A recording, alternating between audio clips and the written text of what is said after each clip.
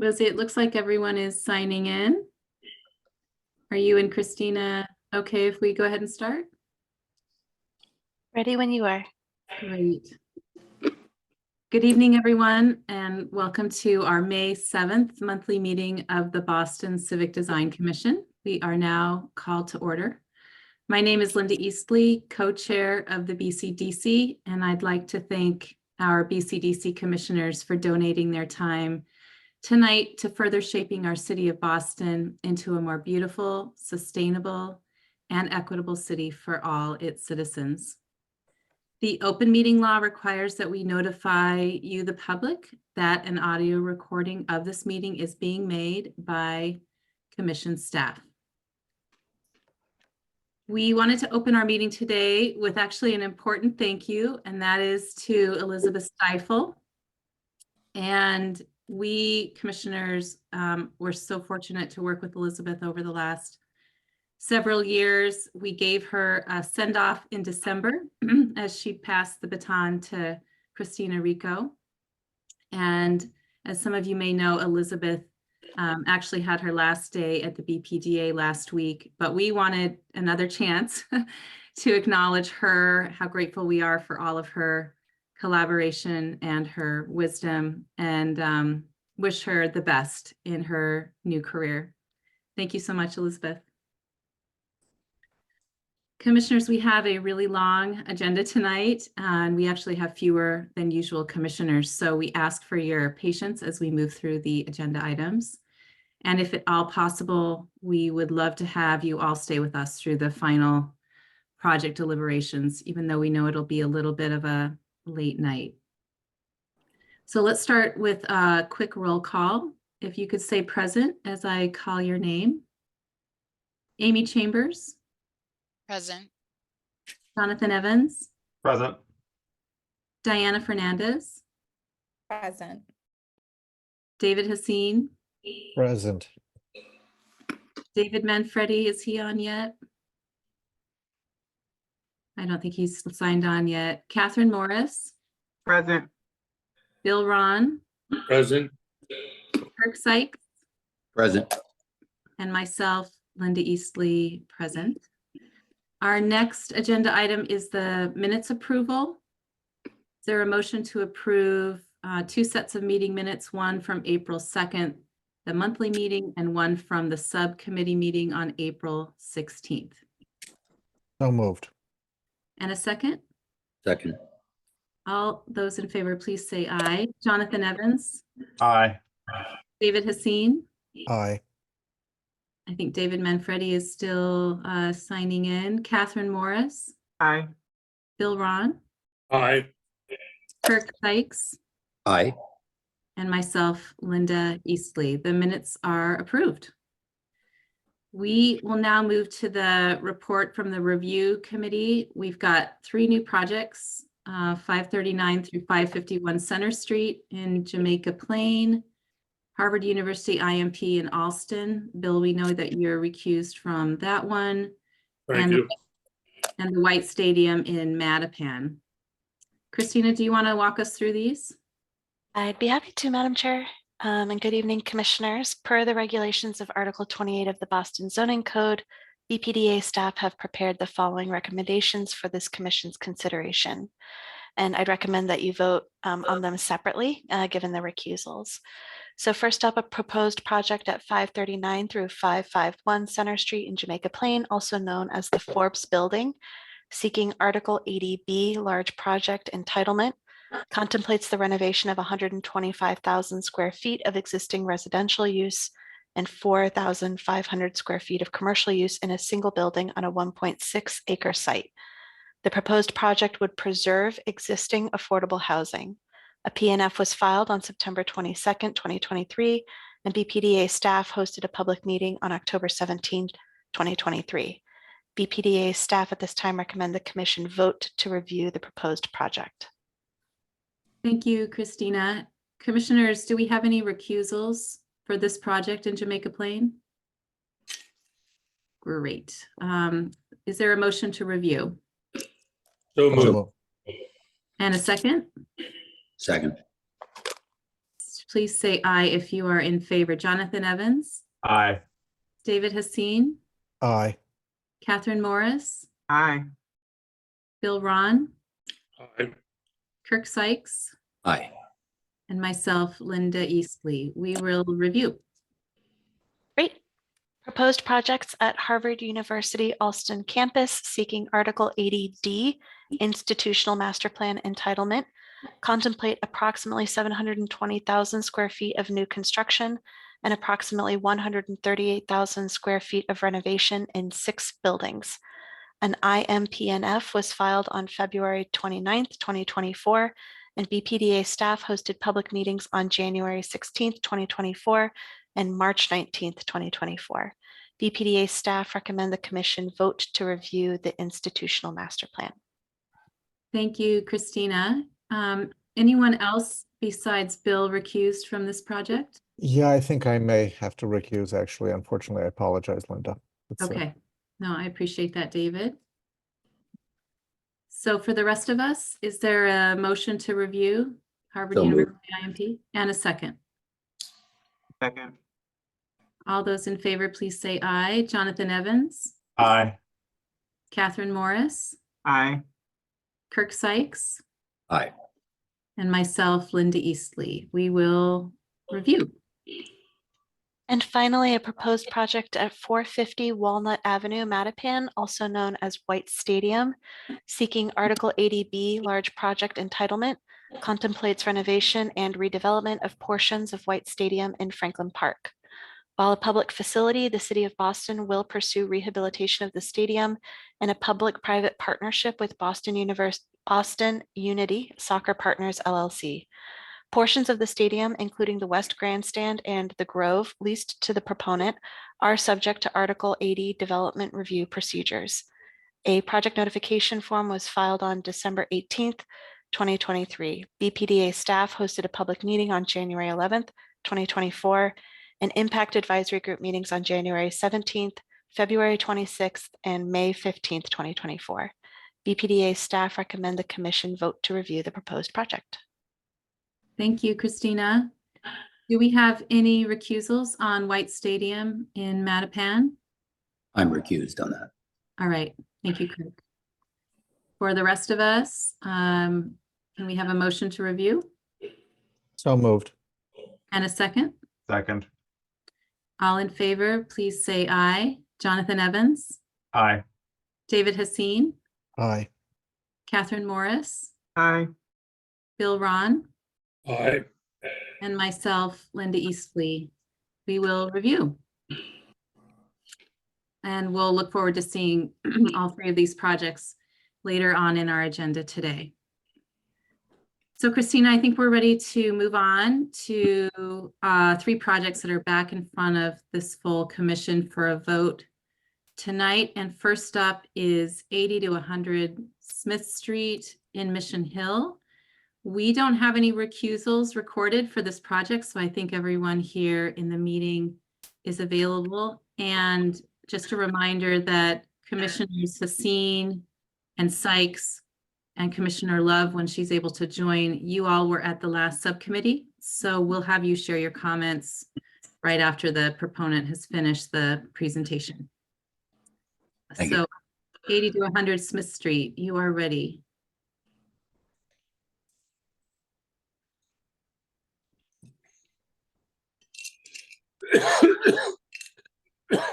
All right, thank you. Good evening, commissioners. My name is Ben Wan. I hope my screen is sharing. It looks like it's successful. My name is Ben Wan. I'm with Rohde Architects. I'm the architect for this project with Mission Hill Associates. I have Dave McKay from our client on with me, and Christina Stevens from Arcadis Landscape will be walking through some of the site plan updates that have been made. So the project 80 and 100 Smith Street is located, here is 80 and 100 Smith. They're at the intersection of Smith and St. Alphonsus Street in the Mission Hill neighborhood of Boston. You see Tremont Street here to the project south, which frames the remainder of the entire Mission Church campus. And in the broader neighborhood context, we're abutting the Mission Hill playground, the 2.5 to 3 story sort of clapboard gabled style residence of Mission, Maine, the triple decker vernacular residential of Mission Hill, and then the sort of larger high-rise mid-century slab buildings across St. Alphonsus Street, Huntington Ave a few blocks to the north, and the Longwood medical residences and institutions across that farther afield. So the project had received approval in 2005 as a similar project in scale and in massing. And this is a notice of project change. The project in 2005 received its Article 80 approvals from the board and now is going through the BCD's process again because time had lapsed since that approval. You'll see on the upper left, some of the metrics have changed a bit from that original submission. The original project proposed to renovate 90 Smith for new apartments and then build a new 13-story building at 100 Smith and 8 stories at 80 Smith. Since then, 90 has been renovated and currently houses the Harvard School of Public Health and is now out of the current project scope. But the project is now still proposing to build a new building at 100 Smith and at 80 Smith. Now, the general metrics of the project have reduced a bit in scale. You see that the FAR has come down a bit. But most importantly, we've reduced the number of parking on site, which has allowed us to drastically increase the open space from the 2005 design. And we're now nearly double the required zoning for open space on site. The project has been through 3 subcommittee hearings, and over the past year has actually, we feel, benefited greatly from the input and from the comments suggested by this commission. There's been a number of comments first around the site plan about introducing more green space, finding more connectivities between the site and the context, and then also finding ways to simplify and find a cohesive design language in the landscape. We've been asked to look at simplifying and clarifying the building massing and think about how these 2 new buildings act as bookends and transition across that sort of dramatically different context from those high rises at St. Alphonsus Street to the park and to the residential scale of Mission, of the playground and of Mission Main. And then last, look at some materiality and ways to make the buildings feel more like residential buildings that are transitioning to the neighborhood. So first, onto the site plan. What the project has done over the past year is, 1, dramatically simplify the building footprints. So 100 and 80 Smith are now fairly simple rectangular extrusions, which has allowed for more clarity in the site plan and in view corridors through the site, preserving some of those important views from the sidewalk to the basilica, and to see those green circulation paths made more legible. By reducing some of this surface parking, which is serving the Harvard School of Public Health, we've been able to provide a larger scale of meeting areas and gathering areas on the site. And we've also made efforts to unify the design language. And for that, I can pass the proverbial microphone to Christina to talk through some of the landscape updates. Covered a lot of the updates since our last presentation, but I do want to note that the core elements of the design have been maintained. And those are the use of the public art as landmarks or lures, the open welcome mats at the streetscape edges, the rain garden entry feature by 100 Smith. Let's see, the auto court with the trappings of a pedestrian space for its flexible use. And in addition, there is now a pet relief area adjacent to the 80 Smith lobby as well. Next slide, please. So to put that site plan into context, I'm going to take a moment to walk us through the adjacencies. To the west and the north, the green double line shows the Boston Standard streetscape with its direct connectivity into both the pedestrian site and inside the buildings via the more public indoor spaces such as the lobbies. So to the south and the east, we are bounded by existing retaining walls and a chain link fence. So you can see there are planted buffers at both these edges. Within the inner pedestrian core of the site, there's an open pedestrian flow, and it allows easy access through to each of the building's bike rooms and also further into the potential event spaces. Next slide, please. So the site is organized into outdoor rooms and corridors. Here's a quick overlay of those outdoor rooms, which are located where the ground plane area kind of opens up at the corners of the buildings. There are 5 main spaces, which vary in scale. These include 2 welcome mat areas, which engage the streetscape at Smith Street, that's 1 and 5. 3 internal spaces, 2, 3, and 4. And here we have the ability to close off the inner site to vehicles. So the lighter blue at the room 2 extension and the entirety of room 3, aka the parking court, represent where flush treatment of the court and drive allows them to become a natural extension of the pedestrian public realm. Next slide, please. So the standard campus materials palette is made up of these core elements for a consistent character. The pedestrian pavement unites the site, while the low planting beds soften the vertical edges of the pedestrian areas between the buildings. And the reclaimed pavement inset features, the signature seat walls, and the public art placement define the outdoor rooms. And so while these materials and planting palettes remain consistent, each room has a combination of feature elements and accessory furnishings, which along with its scale and adjacencies give each room its own unique space and use. Next slide, please. Thank you. So here are a few views of the design representing the character, the materials, the planting of the spaces. So let's go clockwise from top left. There you can see the welcome mat and rain garden at Smith Street, and that's between 100 and 90 Smith. Next to the right is the approach to the flexible use space between 100 and 90 Smith. Below that, showing the extension area through the vehicular zone, which can be blocked off. So that is our flexible use space and parking court. And then to the left of that is the passive gathering area outside the 80 Smith bike room. So that would be one of those rooms. And with that, I'm going to pass this back to Ben, who will talk about massing. Thank you, Christina. Also following our previous, a few of the rounds of our most recent subcommittee hearings, really focused on how 80 Smith Street, while it was fronting onto Smith and composed with 90 and 100, was creating a sort of composition between the two new buildings along Smith Street. How could we further think of how this building, 80 Smith Street, could do a number of things? One, be a part of this sort of civic campus of the church and of the playground. How can it consider the park elevation as another public front and think about the transition from the sort of religious monumental grandeur of the Basilica down to the more clabbered residential scale of Mission Main? And then further, how can we make sure that the materiality, the articulation, the language of the facades of 80 Smith can feel more residential? It was feeling more institutional in many of its earlier iterations. So this diagram thinks about that massing. Again, 100 Smith Street there in the distance had its contextual masonry base, had a tower that was a part of the heights of the high rises stepping down from Huntington towards Mission Hill and towards the church. And then the brown, those masonry forms threading into the campus, thinking about at 80 Smith, particularly how breaks in that masonry form can start to step from the church down, break and transition and scale towards Mission Main. And then an introduction of new residential glass masonry bays further creates that sort of the idea of a residential language on the building. One piece just under 2 minutes, Ben.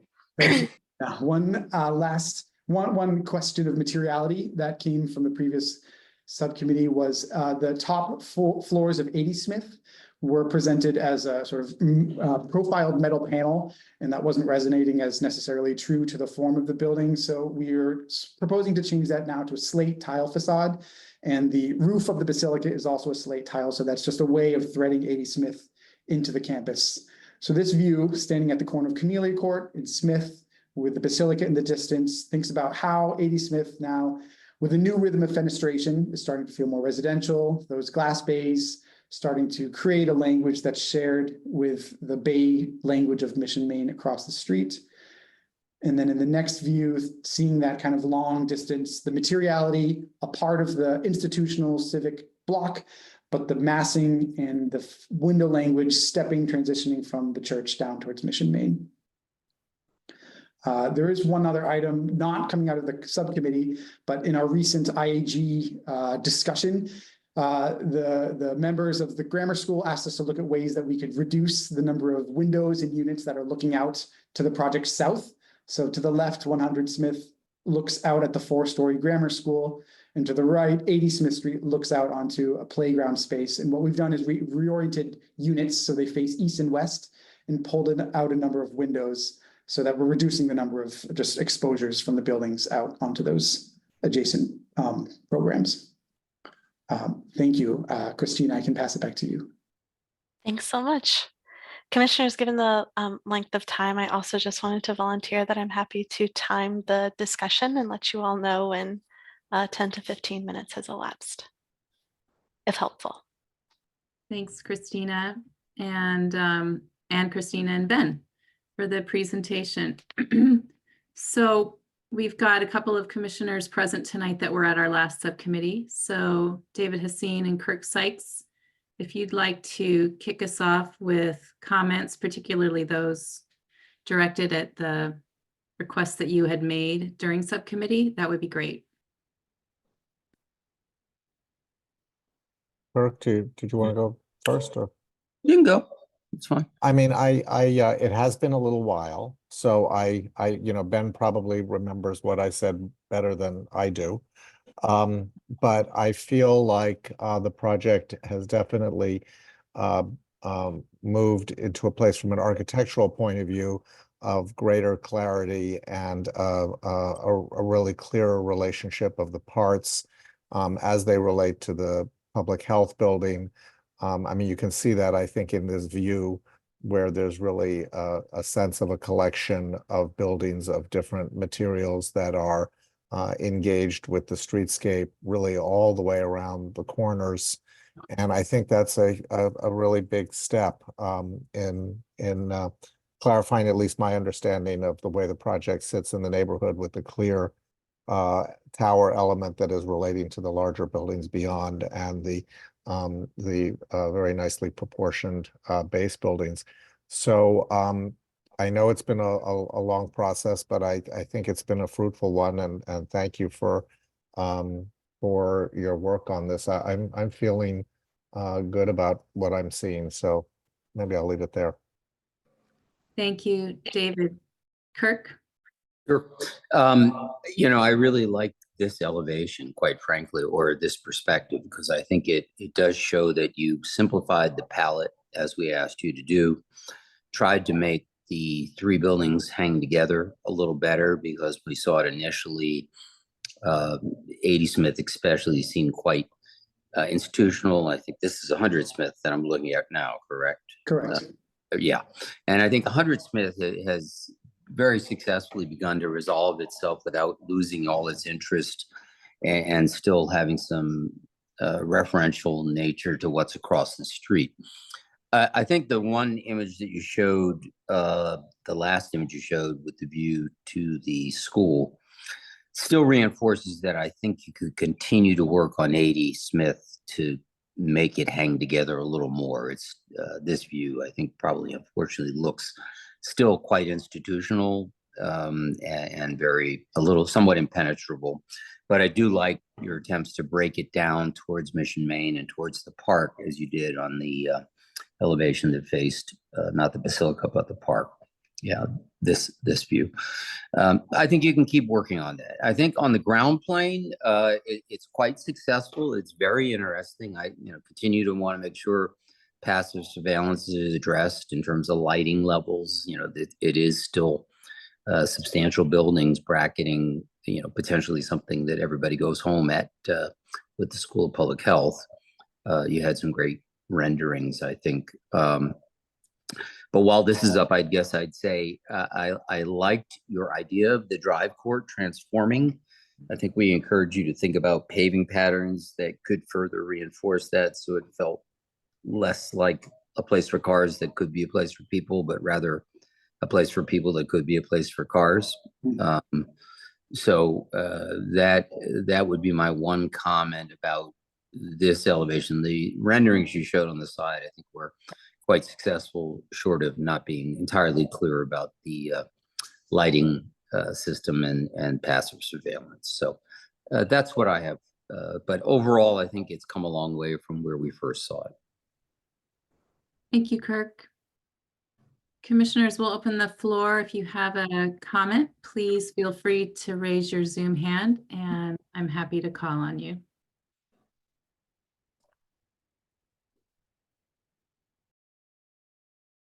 Commissioners, any other comments? I have not seen this project for a while. I haven't seen it in subcommittee, Ben and Christina. So it's nice to have seen the materials and then to see it presented tonight. I remember when we first started reviewing it, one of the comments that we had raised was really to make this feel like it was a campus and to have this sense of open space that really brought the buildings together, you know, two that you're working on and one that's already in use. And I was really encouraged tonight, Christina, especially hearing the presentation about how you're beginning to think about the outdoor rooms, how those thread together, and even being able to see those outdoor rooms from Smith Street. I don't know if you can see them as much from St. Alphonsus, but the idea that you've got those view corridors that come into the site, and then also the sensitivity in thinking about the school to the south and how you can kind of create that campus feel, but also allow some privacy to those other uses, I think was really clever. Christina, I think we are ready for public comment. Great. At this time, we'd like to invite any members of the public in attendance who may wish to contribute public testimony to raise your digital hand, and staff will call on you. If you're calling in by phone, press the number 9 on your dial pad to activate the raise hand function and dial 6 to mute and unmute yourself. Please state your name and any relevant project affiliation information, and please keep your comments to 2 minutes. And commissioners, I see Gary Walling with your hand raised. Hi, thank you for taking my comment. Hi, my name is Gary Walling. I am a resident of Mission Hill. I also happen to be on the IAG for this project. You know, it's been mentioned a couple of times, the connection between the buildings on the opposite side of St. Alphonsus Street. And I constantly have to point out the historical perspective that those were properties that were taken by eminent domain and created these huge incongruous buildings. I am a master's of art history, and I would say that if I was referencing images of misogyny and racism from an earlier period in art and saying that that makes it acceptable, architecturally, I would say putting up properties that resemble properties that were built in the early 60s, when taking the properties from eminent domain, don't make them any better today in 2024. It blocks views for the church. I appreciate they've done a lot of work on materiality to try and making this thing fit better into the property and making the space flow, but it's still the massing of the buildings, especially the one at 100, is just too large for the spot. And I just don't think it fits within the material, the historic context of the property. This is a property, the Mission Complex, that gives this neighborhood its name. And blocking views of the main part of our neighborhood is just, I just can't see it as acceptable. So that's my point. Thank you, Gary. Patricia?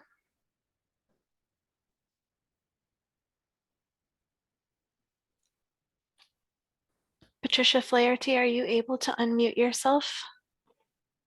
I did. Can you hear me now? Yes, we can. Hi, Excellent. thanks. Hello. My name is Patricia Flaherty. I live on Calumet Street in Mission Hill. I am the executive director of Mission Hill Neighborhood Housing Services, and I'm also a member of this IAG. And I just wanted to go on record to say the IAG does not support the project. The project's too dense, too high. The context is a campus that includes the Basilica and the school, not just the 3 buildings on Smith Street. And the campus should. Patricia, you faded out just about 2 sentences ago. You said the IAG, and I don't know whether you were saying that it was in favor of this or opposed to it. But I'm sorry. I'm a member of the IAG, and the IAG unanimously has sent a letter to the BPDA that we're not supporting the project. It is too dense and too high. The context and the campus is the campus that includes the Basilica and the school, not just the 3 buildings on Smith Street. And if we look at the context, this is a residential neighborhood where we're looking at 2- and 3-story buildings. The new Mission Main, where the high rises were taken down at Mission Main. We obviously supported what the height and the density of the buildings that existed prior to their demolition. And we think, while I like the changes in material, I think if you were to lop off the building height and use the materials as presented, we would have a project that would probably be supportable. But as of right now, there is not community support for this project. There is not IAG support for this project because of its height and density. And one last on the interconnected campus open spaces. Those will not be open to the Mission Hill community. They'll be open to the other people in the buildings, the residential buildings. The impact that this project is going to have on Mission Main and the grammar school is huge. And so I just want to go on record once again as opposed. Thank you, Patricia, for your comments. Allison Poltinas, are you able to unmute yourself?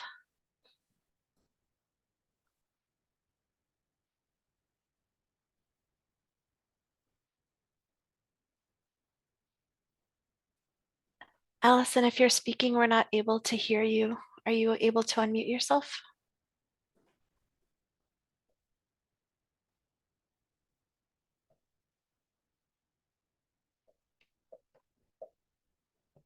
Christina, it doesn't look like the Zoom button to ask to unmute is even working for Allison's comment, unfortunately. Lizzie, has Allison been promoted to co-host? Yes, I'm also trying to click the ask to unmute button.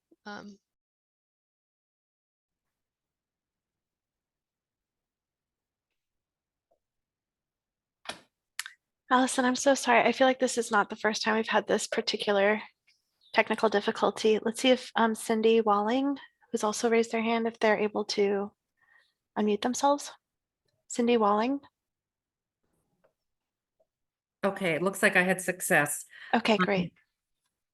Thank you. I do want to just also go on record as a resident of Mission Hill that I am opposed to this project due to its height and density, and would welcome the opportunity for the BCDC to support the neighborhood's opposition and try and get to a project that the neighborhood can support. And I just want to reiterate what Pat Flaherty said in terms of the massing and the Mission Hill, the Mission Main neighborhood, which is directly across from this.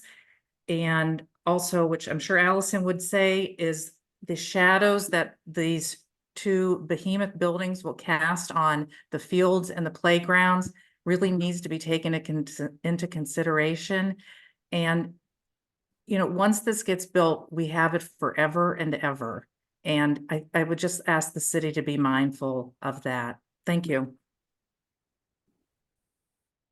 Thank you, Cindy. Allison, would you like to give it one last try?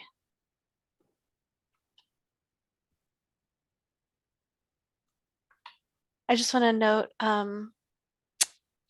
commissioners, that Allison submitted a written comment letter that was included in materials compiled for this this evening. I'm sorry, Allison, that we're not able to overcome whatever this technical difficulty is right now. So can I ask a question, Christina? Yes. So I remember the last time that we were having this conversation, there was also quite a bit of neighborhood opposition, and I asked about it, and I think I was told that the size of the buildings, the height and bulk and the zoning of the buildings was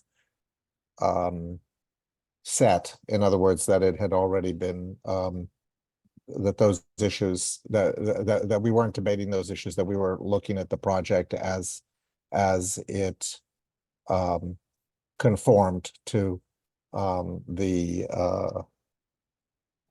guidelines that the developers were working towards. I'm very concerned about the fact that the IAG is unanimously opposed to the project, and I'm trying to understand if there's a disconnect here that I'm missing. So I don't know if the BPDA staff member can just speak to that issue and give us some reassurance that we're talking about and potentially approving something that has already, in terms of height and bulk, been formally accepted or if that's actually in question. Sure. I just want to disambiguate two things that you said there. It's the building bulk was previously entitled through an Article 80B entitlement, which means the project went through BCDC and was board approved with these building dimensions. The zoning entitlement for the project would have gone through the Zoning Board of Appeals and sought dimensional variances, which have since elapsed, right? This is a notice of project change that changes things like the parking ratio, aspects of the site plan. I'll let the proponent team describe exactly what changed as part of the notice of project change, only to say that from the perspective of BPDA design review, we sort of took what had already been previously entitled from a dimensional perspective and then started the design review process from there. Thank But you. I don't want to say that this is zoning entitled right now, because they would have to go back to the Zoning Board of Appeals again for these dimensional variances. I And understand. anybody from the proponent team, if I've framed that incorrectly, please feel free to correct the record. And if I can also jump in, this is Seth Reisman from BPDA Urban Design, reinforcing Christina's assessment of the situation. And I think as we evaluated the current proposal, it was indeed in context to the previous one that was for this location, but also still looking at the existing context today. And trying to be sensitive to the adjacencies with the current towers that are, across St. Alphonsus Street, and looking at ways that this project could help mitigate and sort of step down in scale from those towers to Mission Main, to the church itself. And we thought that this was an appropriate urban design response to mitigate those scales, which do go from fairly tall to fairly small in scope across multiple blocks. Seth, thanks for that description, and Christina for yours as well. I know we have Patricia's hand back up. I don't know if that's left over from the earlier comment, Patricia. No, I just wanted to say that this project has not, as far as I know, received BCDC board approval. And while the design team at BPDA, has not received BPDA design approval as a project, I know it's a notice of project change.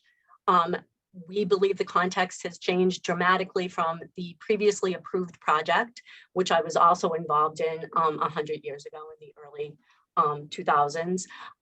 But I will say that it's a different project in a different time, and Mission Hill is a different neighborhood. And as far as we are concerned at the IAG, while the design team at BPDA might support the changes, we do not, and we do not believe that there has been a BPDA board vote at this time. No, sorry, not a BPDA board vote right now. I meant the previous project. BPDA board approval is well ahead of us. In front of us, I mean. So commissioners, I think we've had a really good set of public comments here. Again, appreciate Christina and Seth. I'd love to give the proponent team a second to respond to this degree of public comment that, from my perspective, I don't think I've seen it at this level before. I mean, a 9-point letter from the IAG explaining a disconnect on it. So maybe to echo what David said, I guess I'd love to a little more. I'd love to give space for a response, just to sort of set the table if there's anything that needs to be addressed fully here. Would you be able to unmute Sean Curran and Joe Hanley? They're two members of our team that I think would like to weigh in on this. Yes, just give me one moment, please. Thank you, Lizzie. All right, they should both have authority. I think the question has been posed to the proponent team by Commissioner Evans to talk a little bit about height and massing. Sure. This is Sean Curran, part of the proponent team. The 2005 version of these two buildings, this is separate from 90 Smith, obviously, which is currently in use as a building used by the Harvard School of Public Health, were approved by the IAG at the time. It was a much more involved process then. Pat Flaherty was, I think, the only member of that IAG that is a member here. At the dimensions that you see right now, that IAG was supportive ultimately of this project. I believe that was consistent with the issues that were raised by urban design, which was a stepping down of the buildings adjacent on St. Alphonsus Street, which are much taller residential buildings. I think inclusive of Pat Flaherty, I think she also, we've got support letters from her on that project. This project steps down some of the dimensions and density and increases the ground plane in significant ways. There has always been, I think, a concern about height in all projects in Mission Hill. But much of our conversation around height, even though we have shaped the building in a way that allows for views, because a lot of the conversation was around views, especially from Fitzgerald Park, which you can see at the top part of this. We've done a lot to reshape this, but this is the project that we are going forward with. We think that a reduction in the height at 100 Smith Street, it's just a slight reduction, and maintaining kind of that moderate height at 80 Smith is reasonable for the site. And we recognize that there may be some disagreement there, but I don't think it can be said that this is something that, quote unquote, the community doesn't support. There are folks on the IAG who I'm sure this commission has seen on other IAGs for Mission Hill projects where height seems to be a major concern. But we are at a point in time in the city of Boston, obviously, where we need to find housing stock. We need certain densities in neighborhoods. And this particular location, because you can see the contextual rendering here with a residential building across the street that is much taller, that corridor does support height. From our perspective, I think that was true of BPDA Urban Design as well, that they think that height is supportable there, especially at this level. Thanks, Sean. And this is Bennett Rohde again. I've pulled up a series of diagrams here just to give a little bit more context about the site, the neighborhood, how the scale of these buildings are fitting into sort of the larger urban context of where this site is. So this view particularly thinking about, you know, we're not directly on Huntington Avenue, but we're a part of sort of the urban fabric as it extends out and steps down, transitions away from Huntington Avenue. So we've always used some of these taller heights, thinking about the way that the fabric as it exists today, all of the sort of institutional fabric across Huntington Avenue to the north, stepping in its own way, but then along St. Alphonsus, thinking about the built environment as it exists here, seeing the 24 stories, 21 stories, 6, 14, there's a scale and a rhythm to St. Alphonsus Street as it moves away from Huntington Avenue, where obviously we have great connectivity to mass transit and good proximity, where new apartments and new housing would make sense. And then when we think about the campus itself, how these new buildings, we've tried to stitch them into the church campus in their way, with the materiality, with the forms, and the way that we've constrained ourselves to these simple rectangular footprints.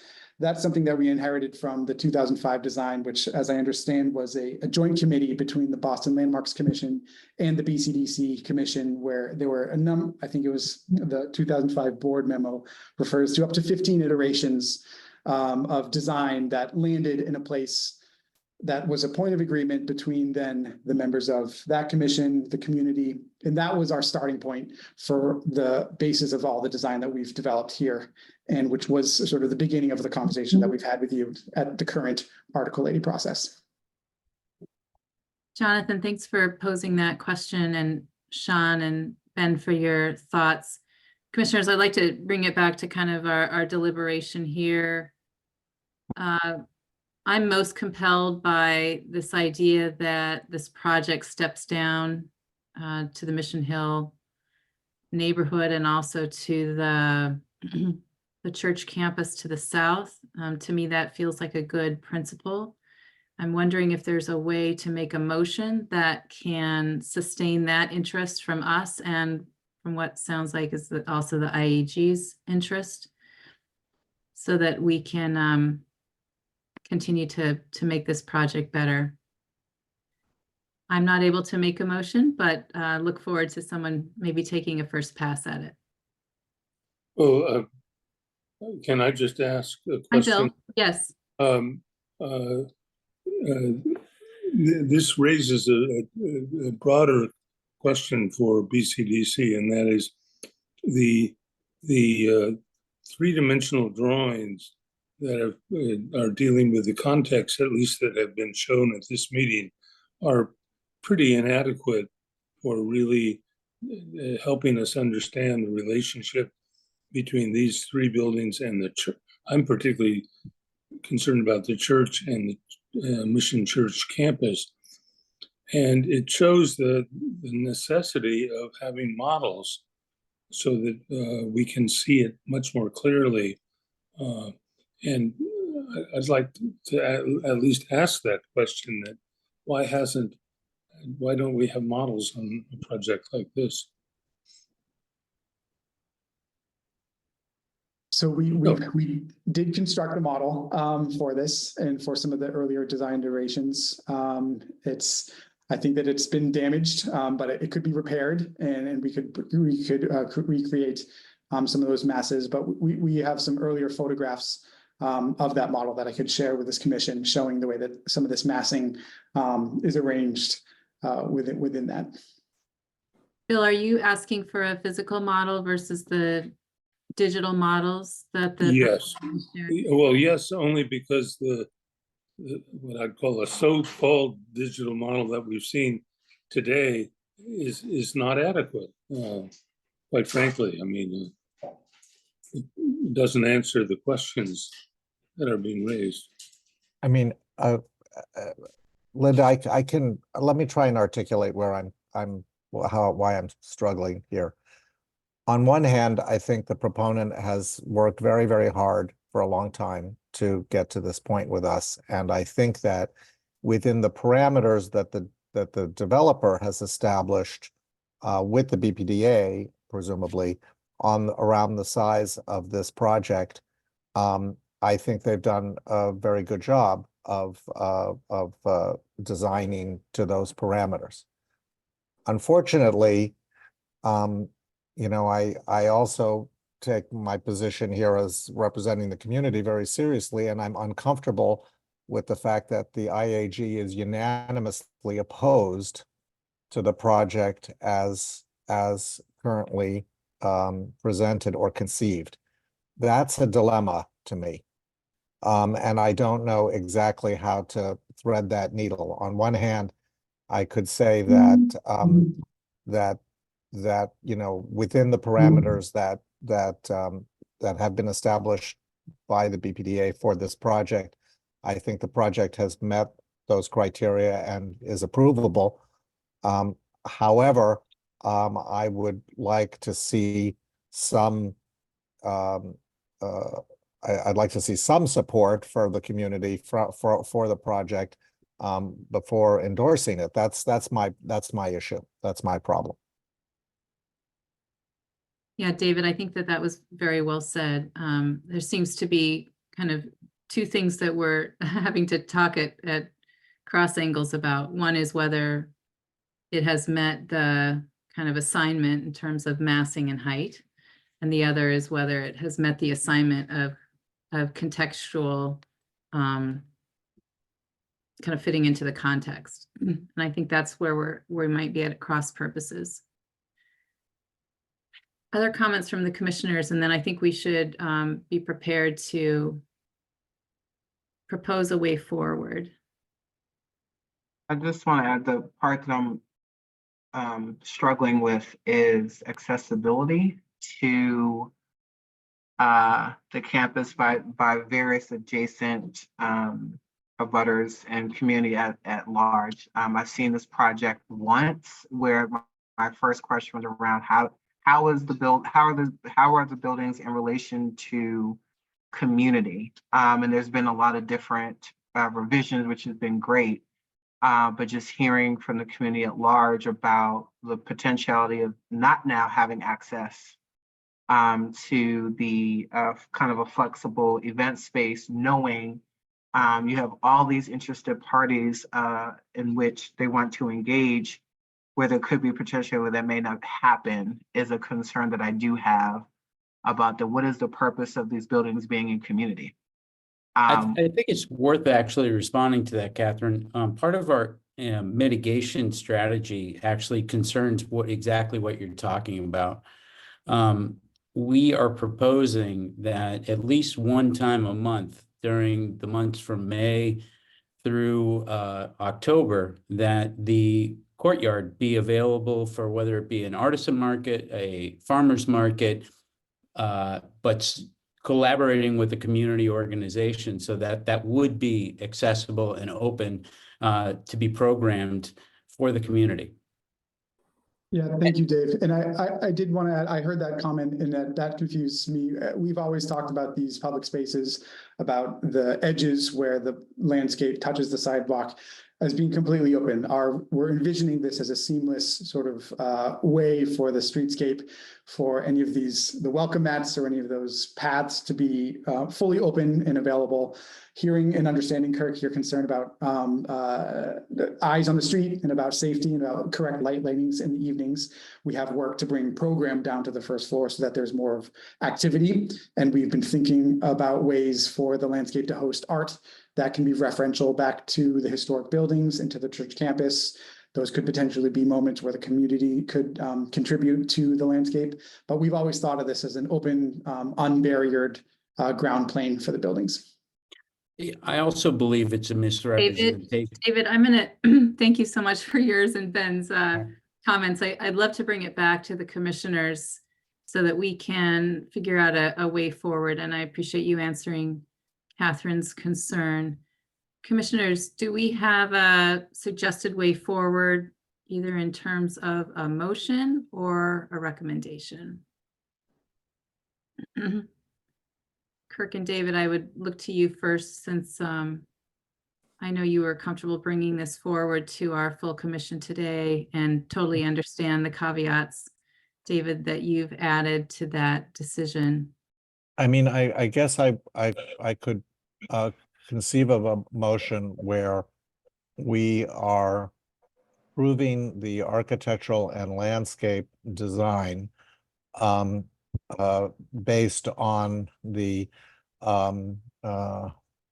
as a notice of project change over the previous project, but express our concern about the lack of community support for the project, and encourage the proponents to work with diligence with the BPDA and the community to arrive at a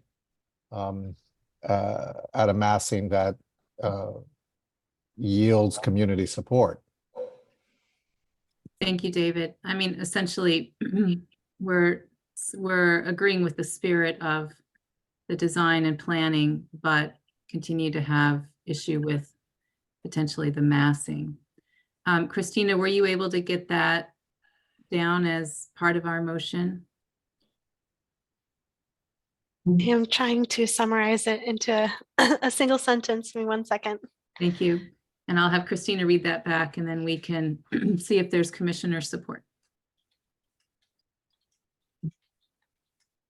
I mean, I think it's quite difficult while Christina is doing that to have another advisory group be so unanimously challenged by this over such a long duration. And then to have some of those same concerns echoed by other commissioners around massing, clarity, and way it's been represented. So it makes it quite difficult. You know, I think the party or the plan layout, you know, certainly seems to be sound, but I think the massing concerns are somewhat challenged by public support as well as commission support.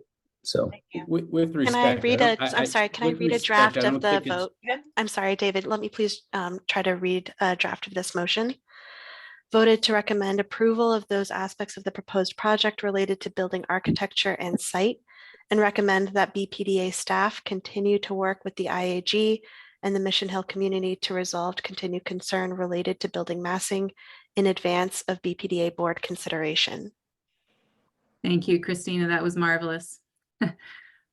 Commissioners, thoughts about this motion going forward? Jonathan, did I hear a second?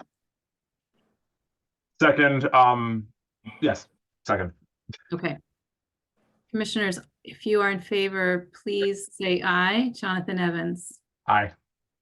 David Hassin. Aye. David Manfredi. David, you're are you muted. able to unmute yourself? Oh, I'm sorry. I will abstain, having missed the beginning of the presentation. Thank you, David. Catherine Morris. Aye. Bill Ron. Bill? No, I'm hearing. I just I worry that this motion does not quite capture what the essence of the commission's discussion was over the last 10 minutes, with all due respect to David Hassin. And I'm just wondering whether there is some means of having us reviewing what comes out of the review of the massing. And so I guess I can't amend his motion yet, so I will abstain and then try to find a slight amendment to the Hassin motion. Bill, we can add that request into the motion and revote. Okay. So then David, one can say there are aspects of this project that the commission supports, as you said in your motion, but the fact that the IAG is unanimously opposed to it, and principally on massing grounds, not on architectural or landscape grounds, that massing alternatives be brought to the commission or something to that effect. If I may just add this, I think it's a misrepresentation to say that this IAG is unanimously opposed. I think that is not an accurate statement. It may well be the individuals who are a part of this conversation and are representing their own views are opposed, but it is not an accurate representation to say that they're all unanimously opposed. Thank you, David. I think, Christina, the key nugget that Bill is bringing up is that we would have another chance to review this once the proponent team has worked with the BPDA. Can we add that clause to Commissioner Hassin's motion?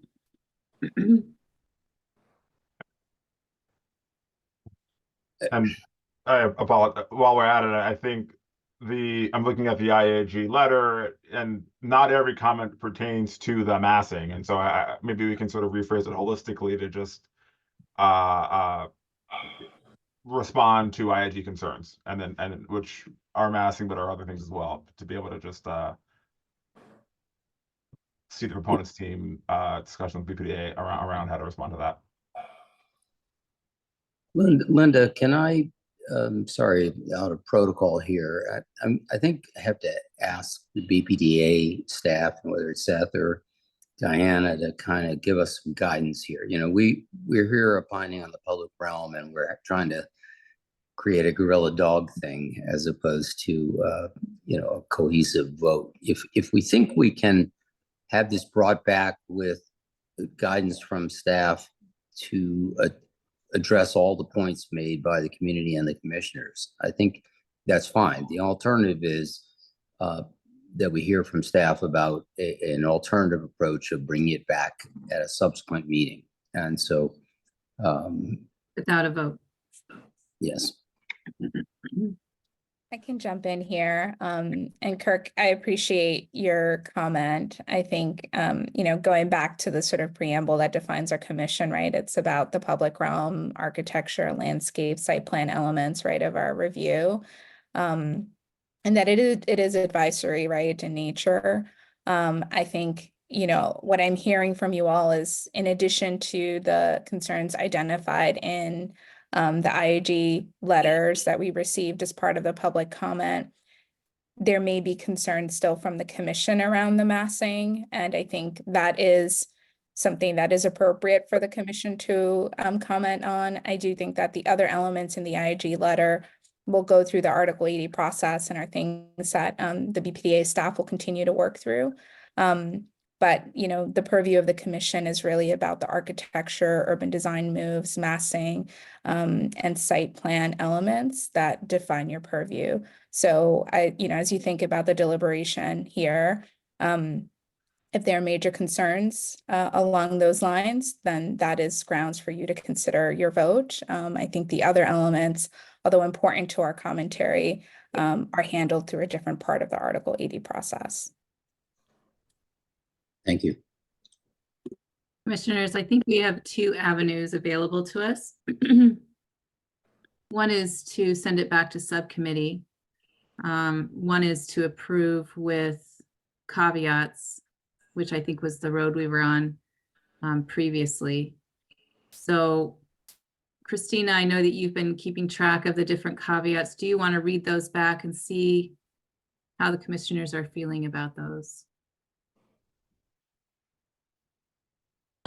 Yes, so to recommend approval of those aspects of the proposed project related to building architecture and site, subject to the proviso that BPDA staff continue to work with the IAG and Mission Hill community to resolve continued concern related to building massing in advance of BPDA board consideration, and that the proposed project return to the commission for an informational presentation.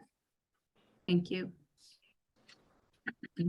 My concern is that if we send it back to subcommittee, the important conversations with the BPDA would need to kind of be sandwiched in between. So I think that we would need to have those further conversations.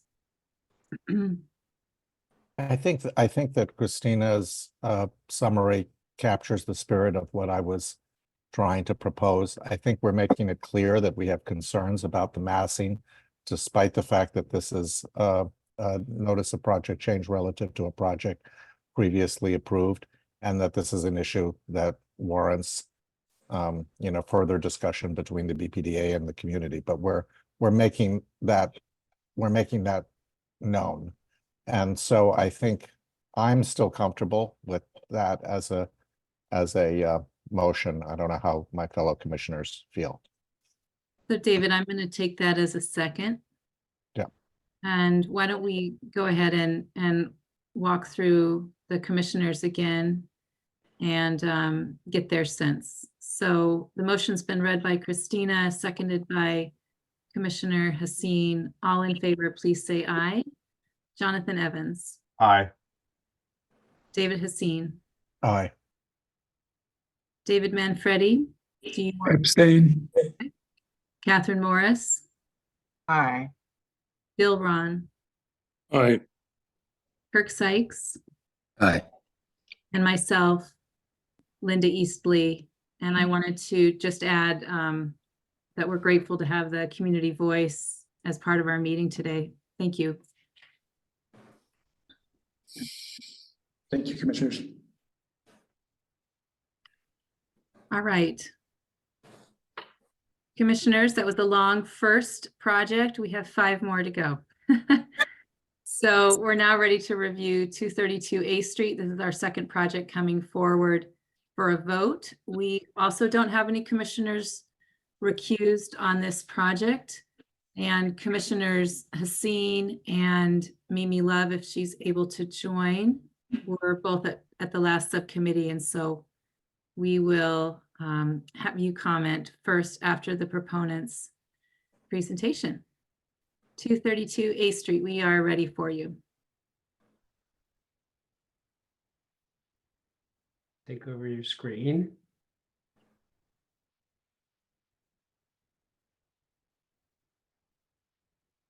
And that is now up.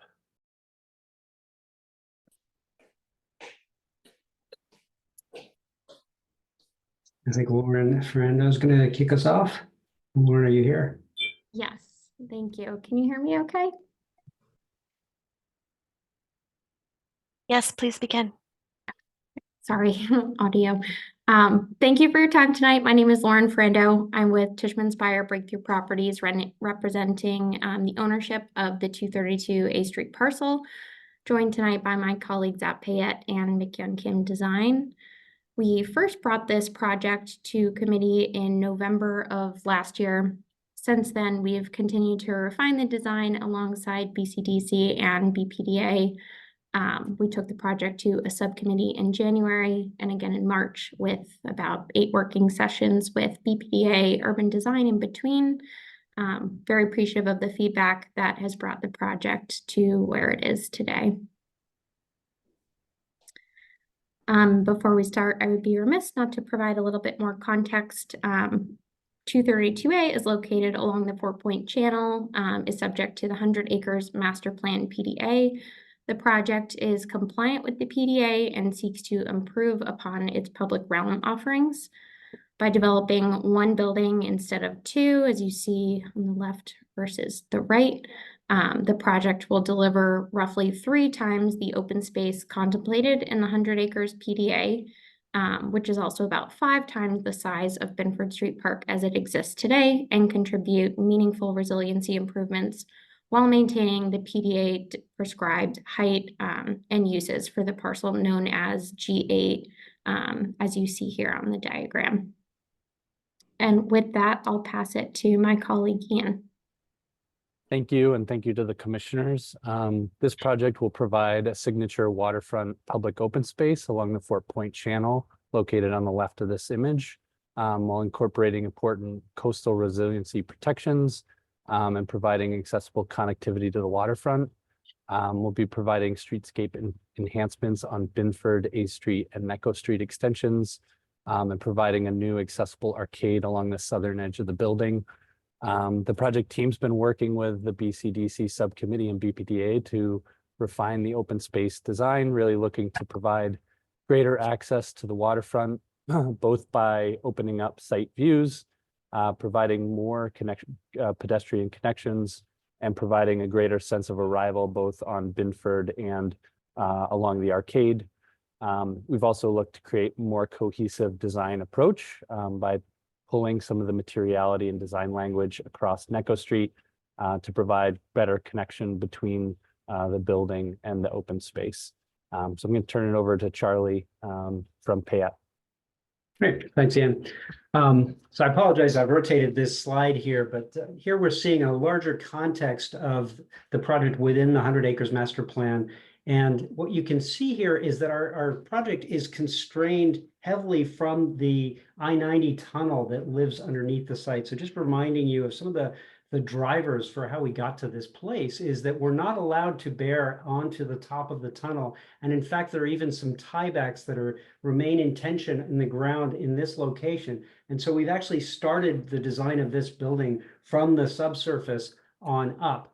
But importantly, one of the major drivers of the project since day one has been preserving that ground floor plan for spaces of public accommodation. And so all this area that you see in pink and all this area here towards what is our entrance at the intersection of Necco and Binford Street, all of that are spaces for public accommodation. We've minimized the amount of technical spaces and private spaces on the ground floor so as to make this ground floor plane as porous as possible and connect the public from A Street, from the 4-Point neighborhood, all the way out to the waterfront.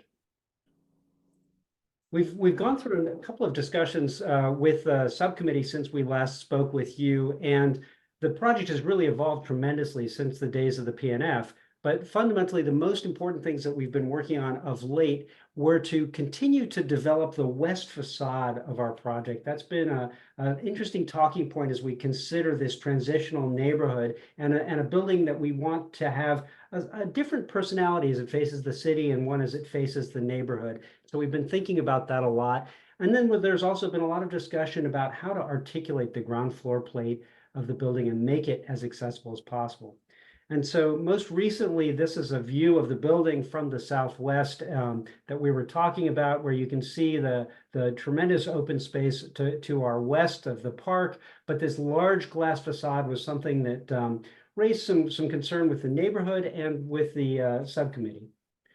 And so we went back to first principles and started to think about our Part T and how the building comes together, starting with this structural system, what we're calling this chassis that we build up on top of the site and cantilevering over top of the tunnel. We leveraged some of the structural systems that you see in the bridges in the neighborhood and talked about a Warren Truss to be somehow referential to that kind of historic fabric of the city. We've wrapped the building on three sides with a masonry material, a terracotta material that we believe is nicely referential to the historic fabric of the neighborhood. You can see this kind of really rich texture along Summer Street, for example, and A Street.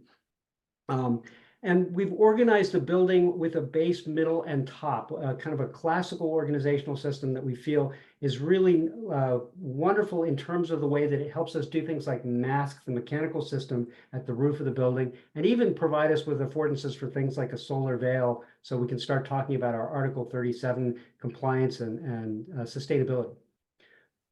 But getting back to that west facade, this idea of a glass surface, a taut glass surface, didn't resonate. And so what we've been talking about with the subcommittee was trying to bring the genetics, the DNA of that wrapper, three-sided, over to the west facade, while still allowing it to become a bit more transparent, starting to dematerialize some of the spandrel conditions around columns, which we don't have on the west facade because of the I-90 tunnel extension. And then really allowing us to have a slightly more monolithic, transparent surface, but yet fitting very much within the fabric of the building. And so our general strategy for this project is to build a simple, robust form that is referential, a kind of reinterpretation of the historic wharf buildings of this neighborhood, creating a building that has a presence at the end of this park, but also speaks, we believe, comfortably to the neighborhood.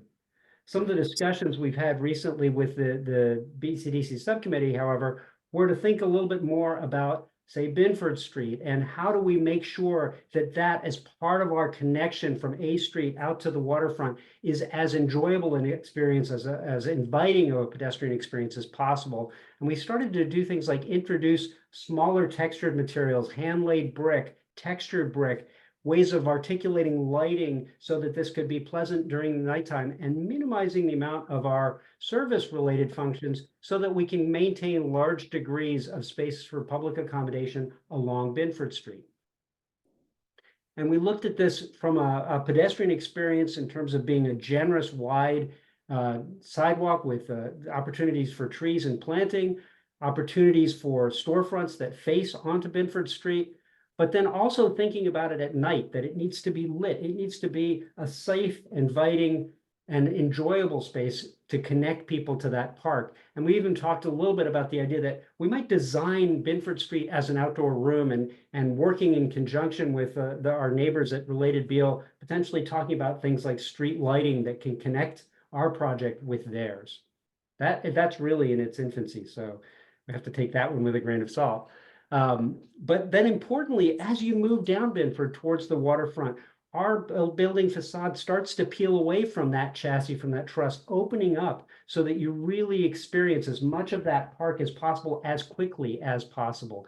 And we really start to leverage the pedestrian experience to make this a very public building.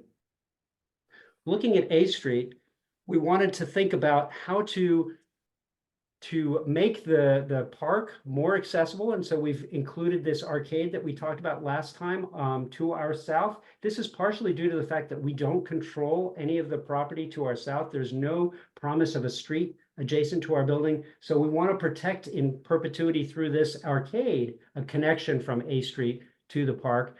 And then we want to design our ground floor to be flexible, to be adaptable. It has large volume space, potentially as much as 27 feet of clear volume space, so that we can accommodate everything from retail establishments to large gallery spaces, to dance halls, to anything that you can imagine will be available within this realm. And we want the facade to be able to support it. And so that's been the driver for our design and our work with the BCDC subcommittee over the past few months. And we hope to welcome discussion. Thank you so much, Lauren, Ian, and Charles, and also for having such a compact presentation. And I talk really fast. That's very helpful. All right. So commissioners, if you have a comment for us, please raise your Zoom hand. And Commissioner Haseen, you were at the last subcommittee, so we'll give you the first dibs on comments.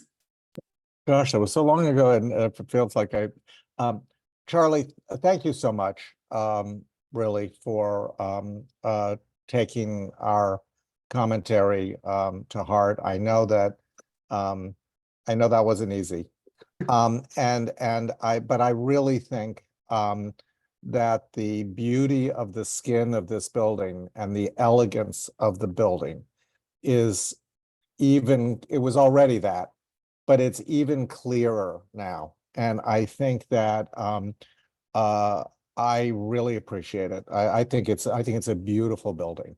And I think that a beautiful skin that I'm really excited will be able to be experienced as an object that has different aspects to it.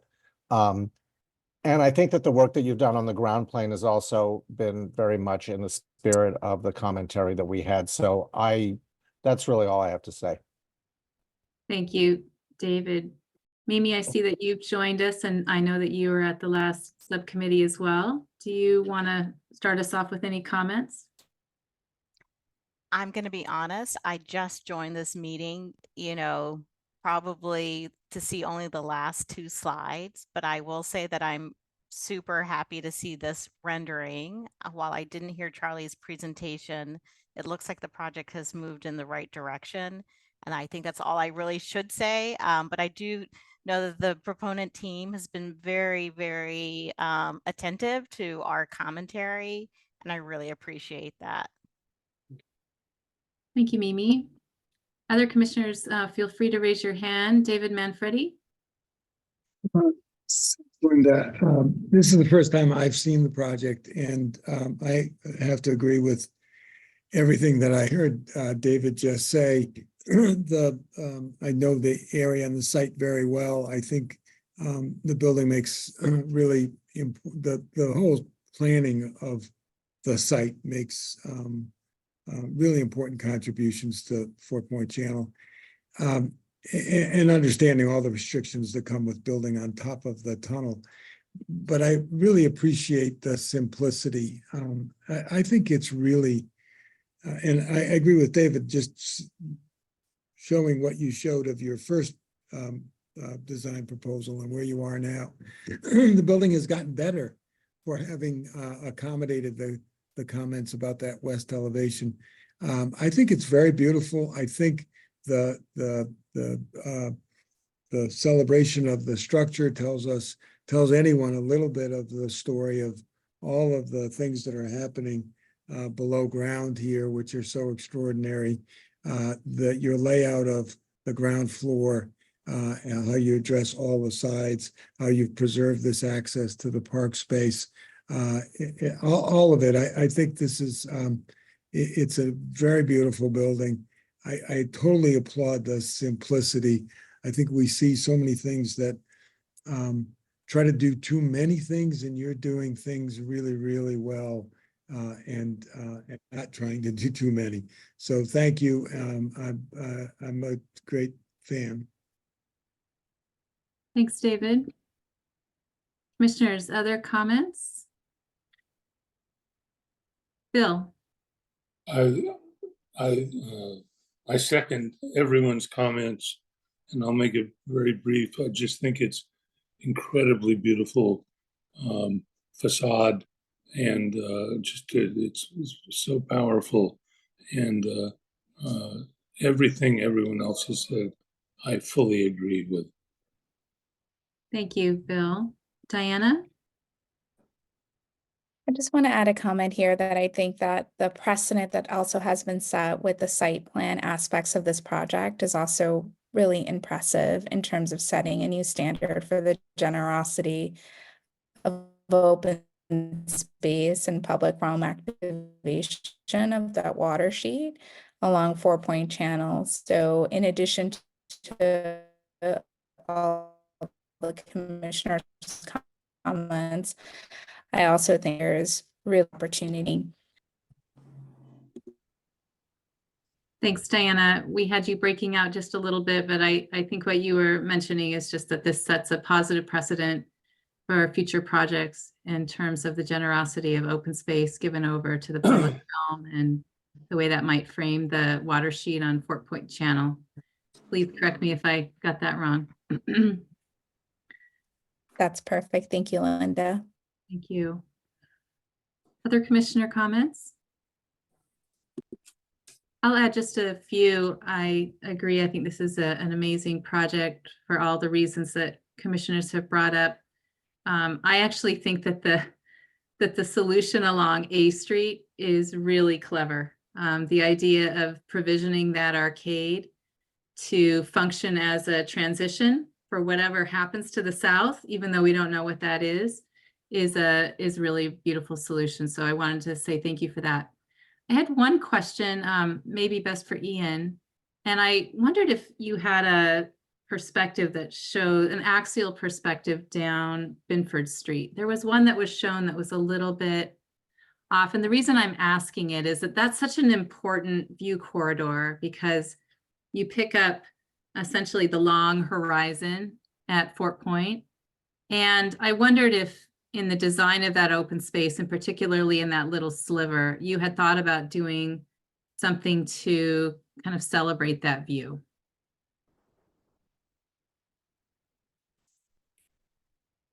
The view specifically down Binford Street. The axial view, you know, looking out toward Fort Point Channel. Yeah, and I might defer to Lauren and team on that specific one, just given that the axial view is actually within the Binford Street extension easement, and so I may defer that to Lauren and team. And maybe just a site plan would work as well, and I could kind of point out. Yeah. Hold on. Yeah. Thanks, Charlie. Ian and Linda. And Charlie, that was fast. So looking down Binford Street, as Ian alluded to, that sort of kind of hatched area of Binford Street will be part of another project scope. And they have wonderful plans to kind of convert what is today a functioning city street for vehicular access to additional open space. It will include elements such as a performance stage that's really important to the neighborhood and folks living, you know, in direct proximity to this site. So that in and of itself, we're really excited about and will be a wonderful draw down the channel. And we would be optimistic. I mean, in the future, there's also pump house at the end of Binford Street that can relate to something interesting at one point in time, perhaps. Thank you, Lauren. I appreciate it. All right, so even that the green space that's shown in this sketch will be part of that future development. Okay. Yeah, exactly. So everything outside of that darker black hatching. Thank you very much. Any other commissioner comments? Kirk? I only had one question about the pedestrian scale of some of the renderings that are shown. You know, there's such a large scale to the base that some of the thoughts around the stringing of lights that may go between related and your property or other elements. Are there scaling elements that start to make it feel more comfortable at the pedestrian scale? I think the rendering you just showed before this with the trusses would be a good one to bring up. Let's see. Not this one. No, it was the one that You mean looking like towards the water. No, go to the largest. Go to, you had a larger scale rendering. Maybe the arcade. Yeah, the arcade. So the short answer to your question, Kirk, is that we are definitely working to develop the idea of canopies that could be a part of this experience along the streetscape to create an intermediate datum that would bring the scale of the facade and a bit of cover overhead. And exactly how that's detailed is still to be determined. But yes, the full anticipation is to create something that divides that facade up and then also provides a parking space in the event that a tenant wants to bring it, in a lower ceiling, like a small retail establishment or something like that, might choose to do so. So we want the facade to be able to support it. And yes, in conjunction with the trees, kind of create a bit of canopy, a bit of enclosure that brings the scale of that space down. Mm-hmm. I mean, even the rendering of the, I guess, A Street arcade, the scale of that between the people scale and the art scale and the ceiling looks to be, 30 feet or so, or 25 at least. Exactly. Even things that start to modulate that so that the pedestrian scale starts to show up at the back of the sidewalk, I think would help, especially when you're looking down these long, hopefully animated streets like I can't quite see the rendering you showed before, but you get the idea. Mm-hmm. So that's my only comment about the ground plane and how people will feel next to the building. Thanks, Kirk. Any other commissioner comments before we move to public comment? All right, Christina, I think we're ready to see if there is public comment on this project. At this time, we'd like to invite any members of the public in attendance who may wish to contribute public testimony to raise your digital hand, and staff will call on you. If you're calling in by phone, press the number 9 on your dial pad to activate the raised hand function and dial 6 to mute and unmute yourself. Please state your name and any relevant project affiliation information, and please keep your comments to 2 minutes.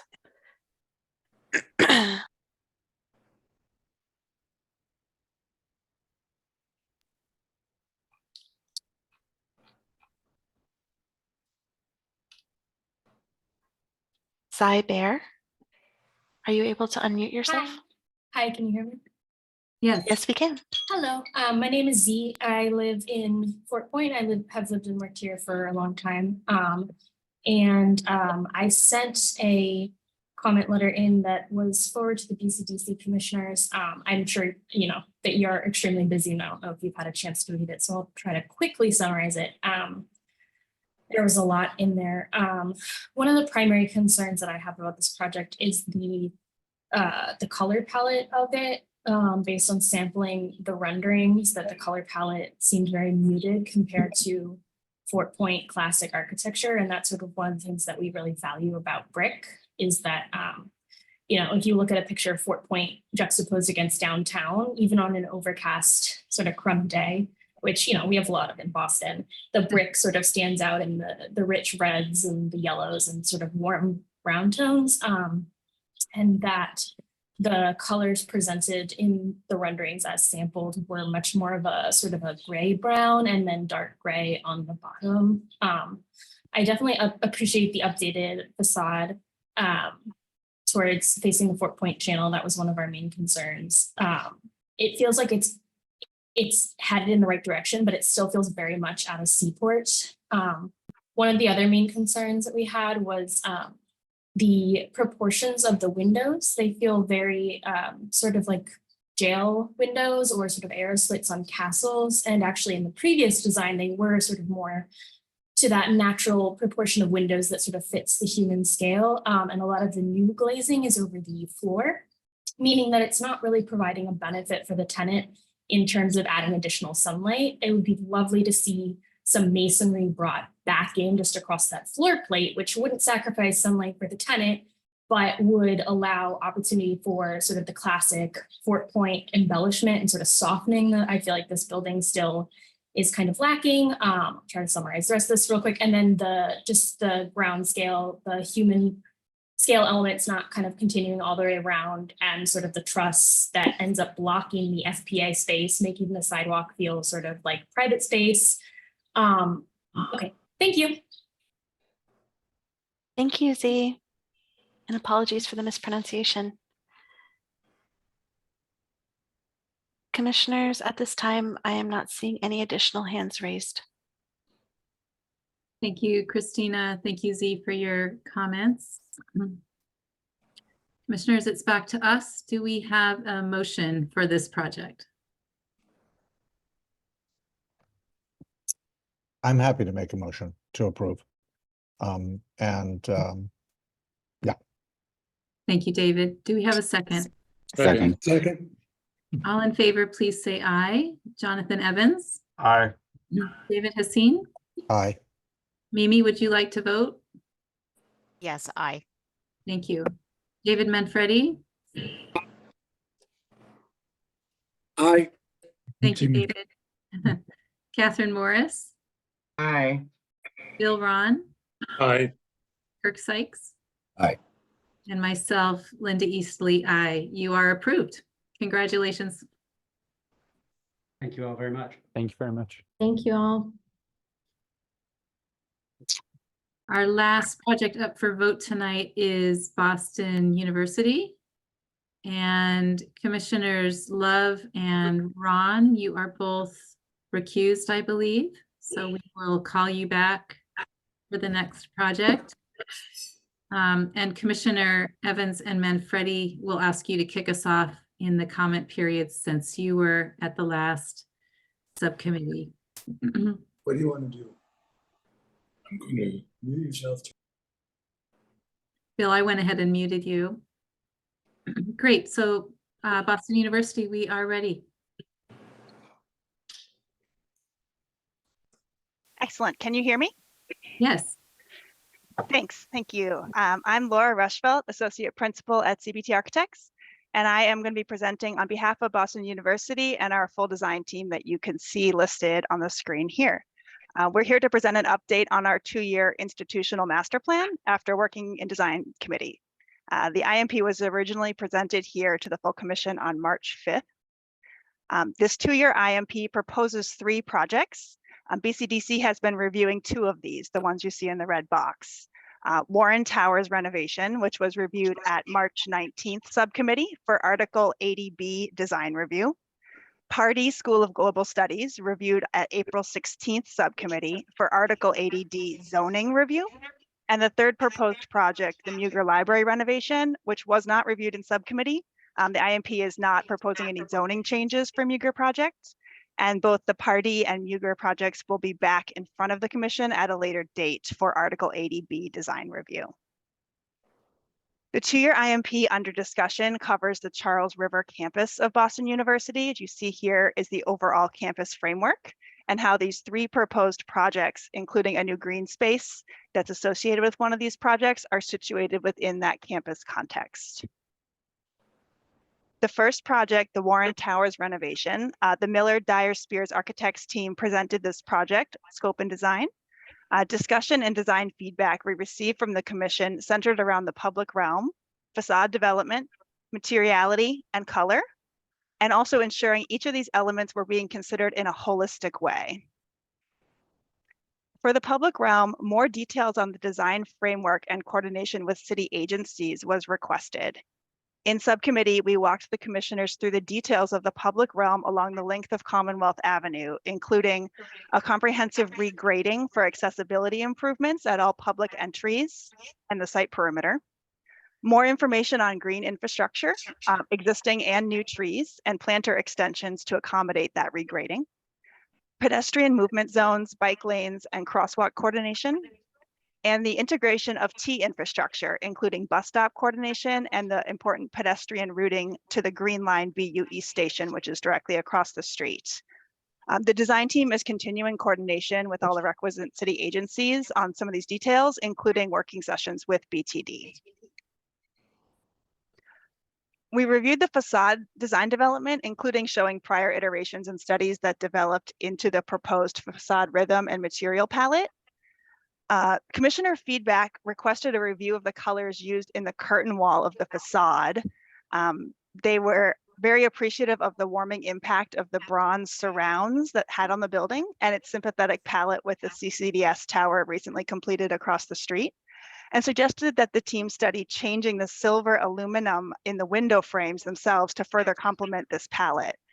In the updated images that you see on the bottom here, this is incorporating these comments into the new proposed design with a warm bronze color on the fixed window frames and the brighter coppery color returning to accent the operable frame portion.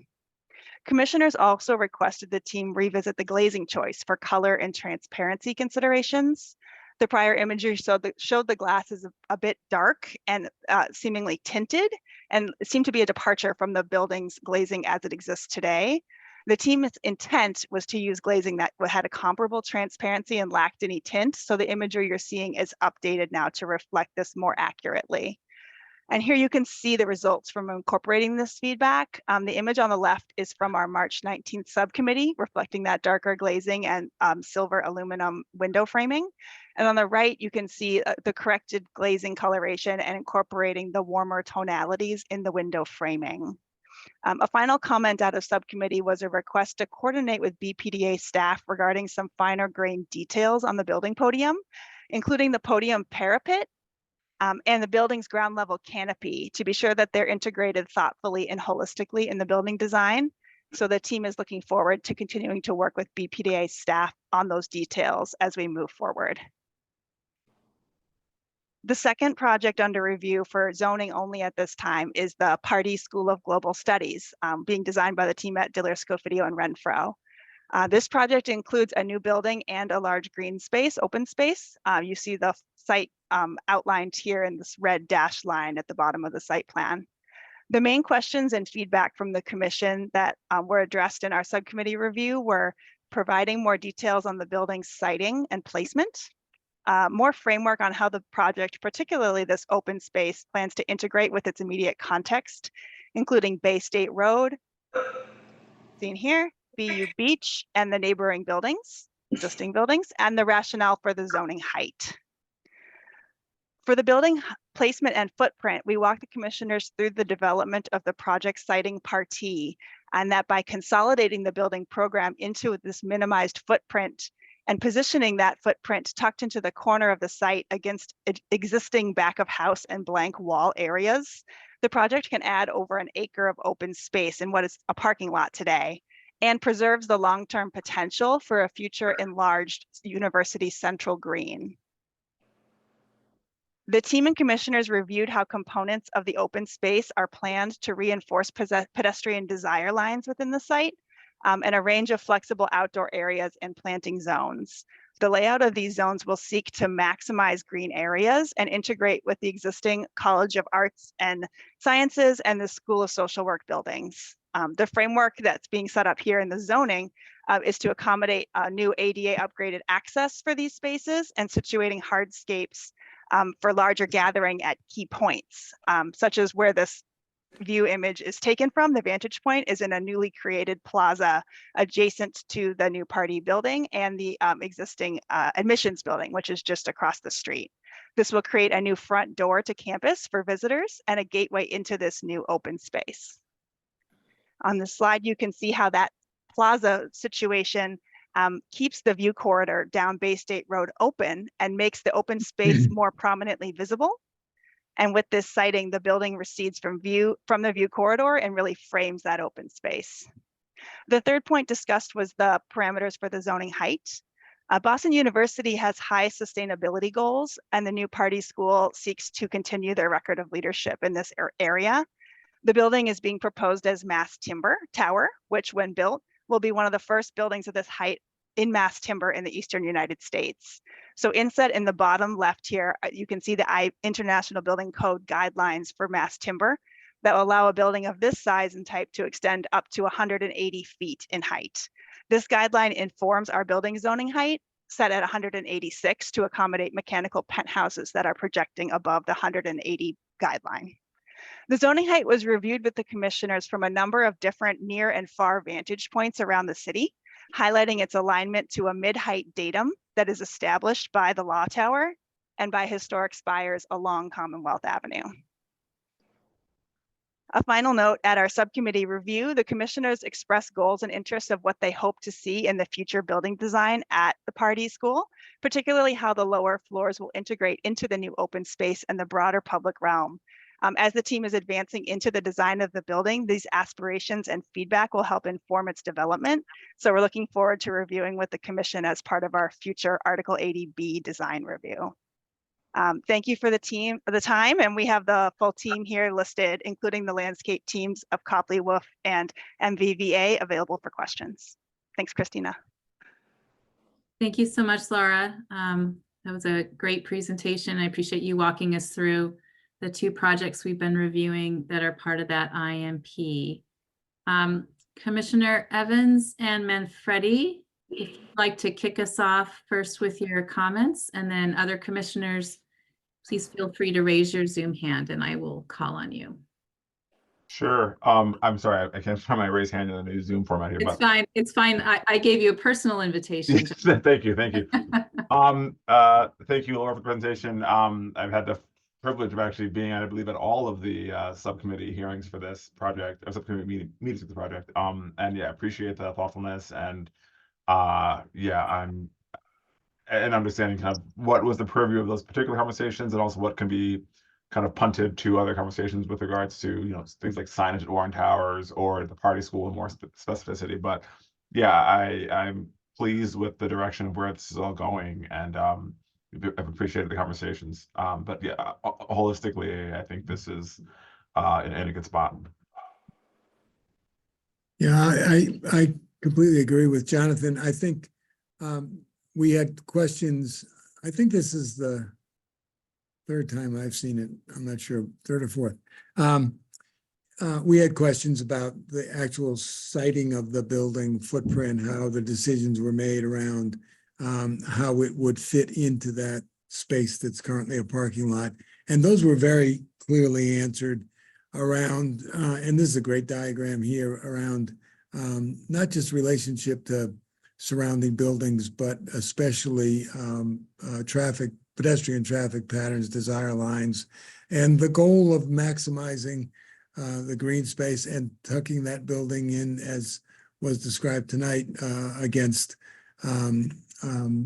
some less active walls, and making an active corner without hampering any existing wonderful views to BU Beach. It was a very good subcommittee meeting, and the respondent has been the response has been very, very positive. Thanks, Jonathan. Thanks, David.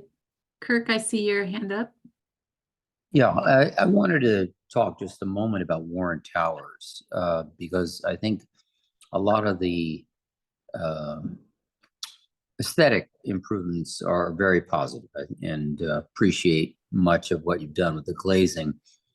I remember when we saw this last, I had asked in Article 8B if the ground floor plane, and in particular the facade and the animation along the street, just given its length and its impact on the campus, had been addressed. And it sounds like there'll be some future discussion of signage and canopy, perhaps you've talked about, but we didn't hear much about what does it feel like to be on the street, the length of this building for a fairly long facade. And I didn't see an image other than this section. I guess I was really just trying to get a feel for what that's going to be like. Does the MDS team want to respond to that? I can pull up the ground level vignettes we showed at subcommittee. Sure, yes. I don't know if Copley Wolf is with us, but I can try and speak on their behalf. James Haru is with us. But we were looking to add, redo the sidewalk, provide a new planter, as well as expanding an existing planter, regrading the sidewalk so that all entryways can be accessible to the retail spaces. Because currently there's a lot of steps. Basically, a lot of the doorways are not accessible at all. So to improve that experience at all those retail entrances would be the goal for the public realm there. As mentioned before, there is some consideration to study the canopy, and I believe that's in our future to consider something for that. And there's Jim. Jim, if you want to hop in and follow up on that, you can probably speak to it better than I can. Apologize, I had a hard time unmuting myself and getting the camera to come on. Yeah, so as you know, Boston University along this part of Commonwealth Avenue has the raised planters, and which we will be actually adding a bit more to the street edge to help ameliorate the grades of the building. The trees are going to remain the same. The overall width of the sidewalk from the back of the planter to the building wall is about 13 feet, maybe a little bit more, about 21 feet overall. This is the standard you find in this part of Boston University, excluding the data center.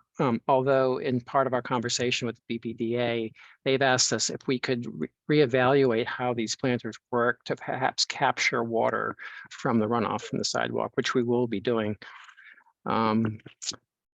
Just to help you out a little bit, I'm talking about everything that's ghosted in gray. So I'm most interested in back of sidewalk to the top of the canopy.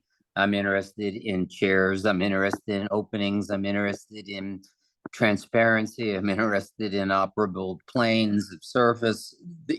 Basically anything that's going to animate the sidewalk, not beautify the landscape. Stephen, you're on.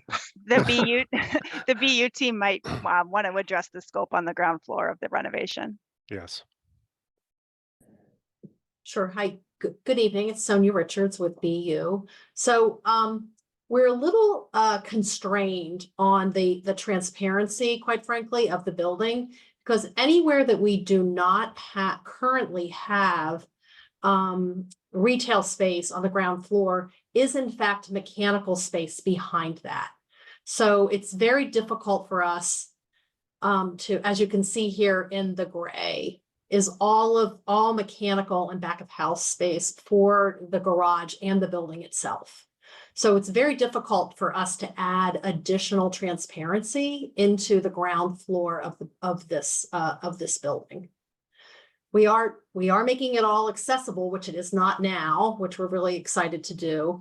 As we mentioned before, there's not a lot of love for the canopy that we currently have there. So we have plans to discuss that with the BPDA, as well as some lighting. We are looking at, how we might change the actual entrance into the dormitory itself. And that may allow a little bit more opening here, but it's already pretty transparent at this point.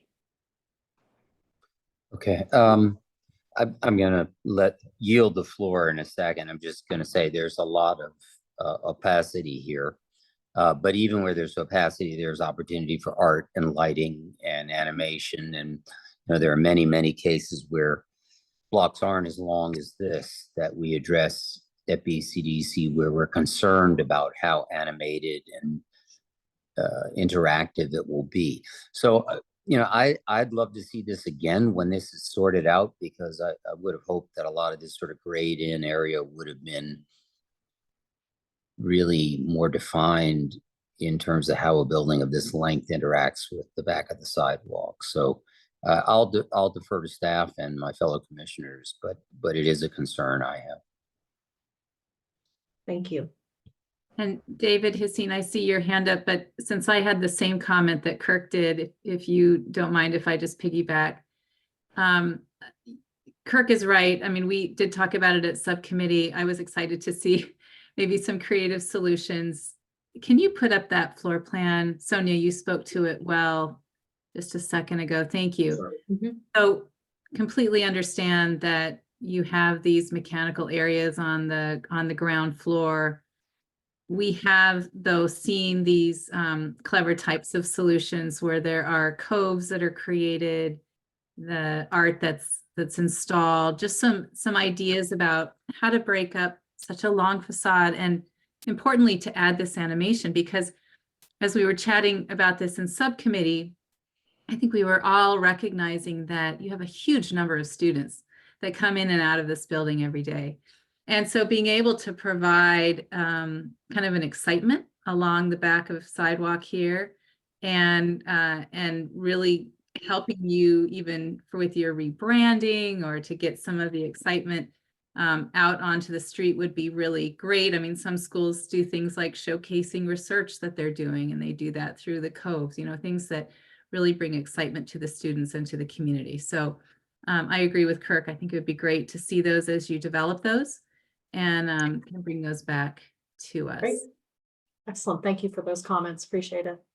Thank you. I think, sorry, commissioners, I was just going to say, Ken Ryan with Boston University. I think one thing that we're failing to really articulate in these floor plans and in some of these imagery that you're seeing are a number of digital boards that we do currently have on the face of the building. This is something that we worked with the agency back when we were constructing our Center for Computing and Data Sciences. So as I'm hearing the commissioners talking about animation and promotion, we do currently have, I believe it's 12 digital boards that really, I feel, provide that animation and life to the public realm to a degree. So apologies that those aren't articulated, as a part of this presentation, but we do have some of that liveliness that I think I'm hearing from the commissioners. And it's definitely something that, they're on 24/7 in terms of displaying, university messages and, research, as you were saying, Chair. And it's definitely something that I think, in the evening hours kind of provides some animation to this building. Yeah, thanks, Ken. And just as you continue to develop that, maybe thinking about it as less applied, applying a screen to the facade and incorporating it maybe more into the full experience would be great to see. David has. Thank you. Moving from the issue of transparency to the issue of opacity. I was wondering, on the subject of the mechanical equipment on the upper floors of all three buildings, I'm not sure I understand exactly what's happening up there, but is there a proposed mechanical screening strategy that is going to be repeated 3 times on the 3 buildings? Yes, there will be. This is Stephen with Miller Dyer Spears. There will be, actually, I think that image you had up earlier, Laura. Yes, there will be a roof screen. It is only 7 feet tall due to the structural constraints. The roof is going to be occupied by very large equipment to fulfill the all-electric infrastructure that we're providing for the buildings. Large generator, large DOS unit, large air-to-water heat pumps. So making that restricts us from creating a roof screen too high, because that would require cross bracing. So at the moment it's only 7 feet tall, but it will obstruct the views, and we are creating an opening rhythm within the roof screen, which kind of creates a ribbon around a portion of the building. And within those openings, those coincide with the window openings below for window cleaning and so forth, but it creates a rhythm. It would all be sort of a neutral gray color along with the penthouse. We have to build a much larger new penthouse structure for the boiler room and the heat to help facilitate that all electric infrastructure. And the ribbon would be mirrored on both sides. It would have the same presence on both sides of the towers, on all 3 towers. Okay, well, thank you, Stephen. I appreciate that. And that's something.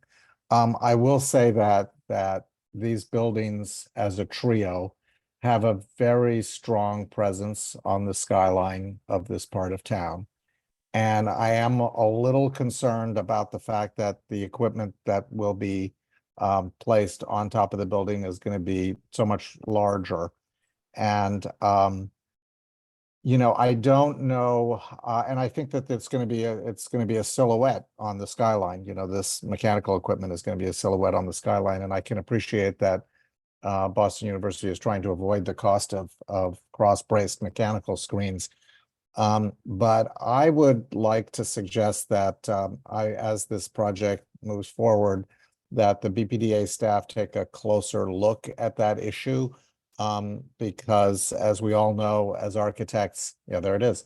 As we all know, as architects, we design buildings, and then all of this stuff lands on the top of it. And for many of our friends and neighbors, that's all they see or experience. And Yeah. I'm wondering if there isn't some strategy. You know, I mean, I've seen projects where the mechanical equipment is actually painted and it's, you know, it's celebrated in some way, you know, to make it look like something. I'm not sure wrapping it with a 7-foot high screen that looks to me like it barely conceals the bulk of the equipment is actually the right strategy. And perhaps a bigger screen at the front of the building or that or something. But I'm really concerned about that because I think for all the improvements, everything else looks great, by the way. I think everything looks great. But I think that what a shame to do all of this investment and then have people talk about all of the mechanical equipment, which I think there's a real chance could happen. So I would encourage the university to think hard about what the right strategy is up there, and whether you have it. David, comments very well received. I just wanted to highlight it's not really a cost issue for the cross bracing, it's a real estate issue. So I think thinking about some creative solutions there is a avenue the team could definitely consider. What do you mean a real estate? Oh, there's no room? There's no space. There's no room for the cross breaking, so the walls can't go higher because they can't accommodate. There's no space left on the roof for this cross bracing. Yeah, and airflow also. It would obstruct airflow for the equipment to go higher. Well, So we've gotten But- pushed back in multiple directions. I know there are a Yeah. lot of very smart people on this call, and I have no idea what's going on up there. But I'm just genuinely throwing this out there because this looks like it could be the secondary issue that dominates the image of what is a very ambitious rebrand on this building. And I really think you would be well served to take a second look. Yeah, and just, sorry, I didn't raise my hand, just to sort of maybe echo, provide some context. I know this did come up in the subcommittee meeting, and I know we had a conversation about this, just about some of these limitations. And I think we talked about, you have that sort of bronze trim, could that be something, or an art opportunity? I think we had looked at a couple of long views as well of that. And I think I want to say we kind of ended understanding that like this is something that would be continued to be looked at, but wanting to make sure we kind of kept this critical needed project on the sort of path to happening. I don't need to show people around on this call all the buildings that are around town that are beautiful from the neck down.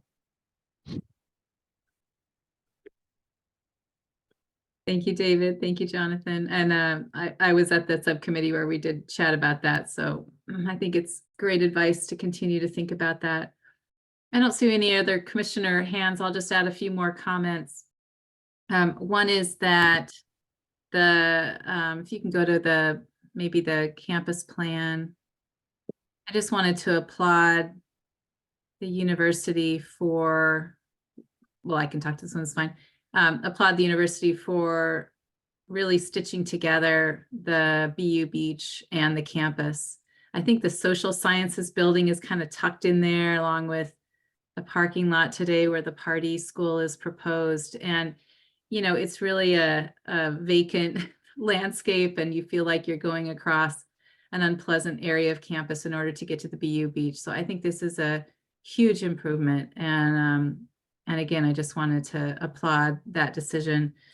And then the second was just about the glazing of Warren Towers. Thank you for listening to the comments that we had there, and pulling that warm color more deeply into the structure. I mean, it feels like a completely different project for the better. So thank you for that. Christina, I think we're ready for public comment. Excellent. At this time, we'd like to invite any members of the public in attendance who may wish to contribute public testimony to raise your digital hand, and staff will call on you. If you're calling in by phone, press the number 9 on your dial pad to activate the raised hand function, and dial 6 to unmute and mute yourself. Please state your name and any relevant project affiliation information, and please keep your comments to 2 minutes. Pam Beal, are you able to unmute yourself?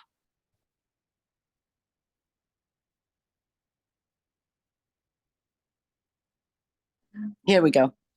Good evening, commissioners. My name is Pam Beal, and I am the chair of the BU Community Task Force, and I want to thank the commissioners for their comments this evening and in all the prior subcommittee meetings, which I also attended. For the record, the BU Community Task Force has reviewed all of the information you have seen this evening, and we are in support of what has been presented and would like to see the commissioners vote to support what has been presented this evening. Thank you again for all your time and effort, and we look forward to continuing the process as it moves to the next phases. Thank you, Pam. Brandon Chan.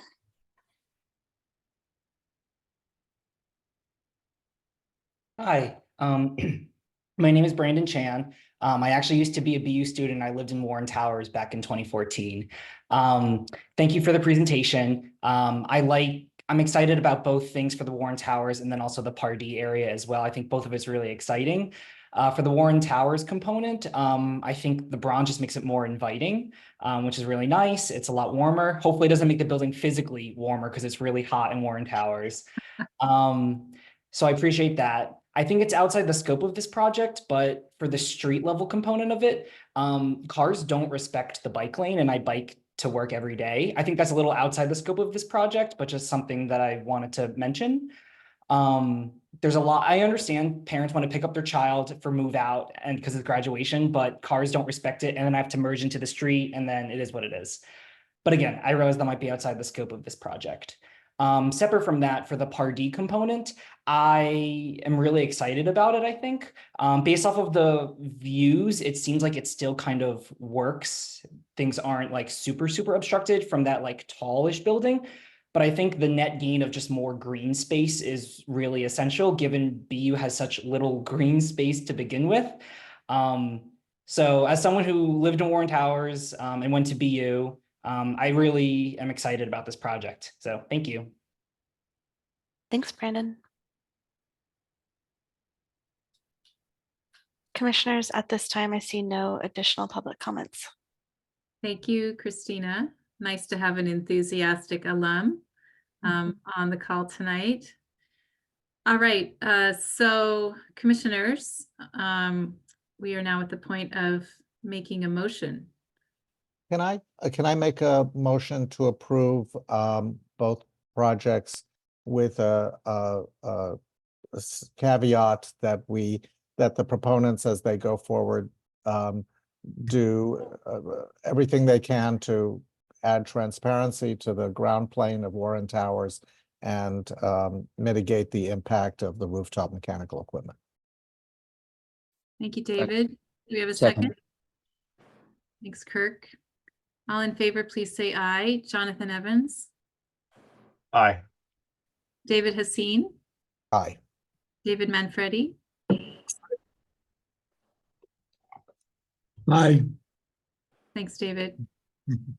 Catherine Morris. Aye. Kirk Sykes. Aye. And myself, Linda Eastley. You are approved. Thank you so much. Thank you, commissioners. Thank you very much. Thank you very much. Thank you.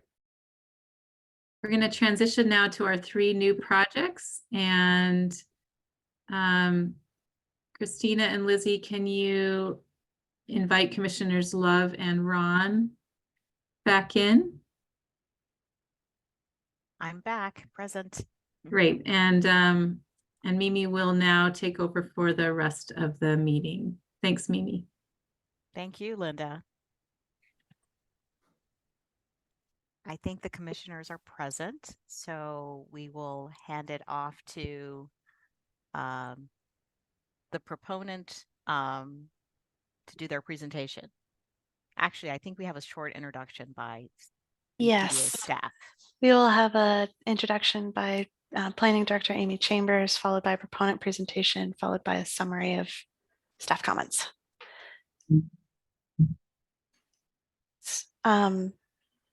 Great. Amy, we pass it to you. Thank you, Christina. So good evening, commissioners. We are here to discuss 539 to 555 Center Street. This is a project that seeks to renovate an income restricted multifamily dwelling.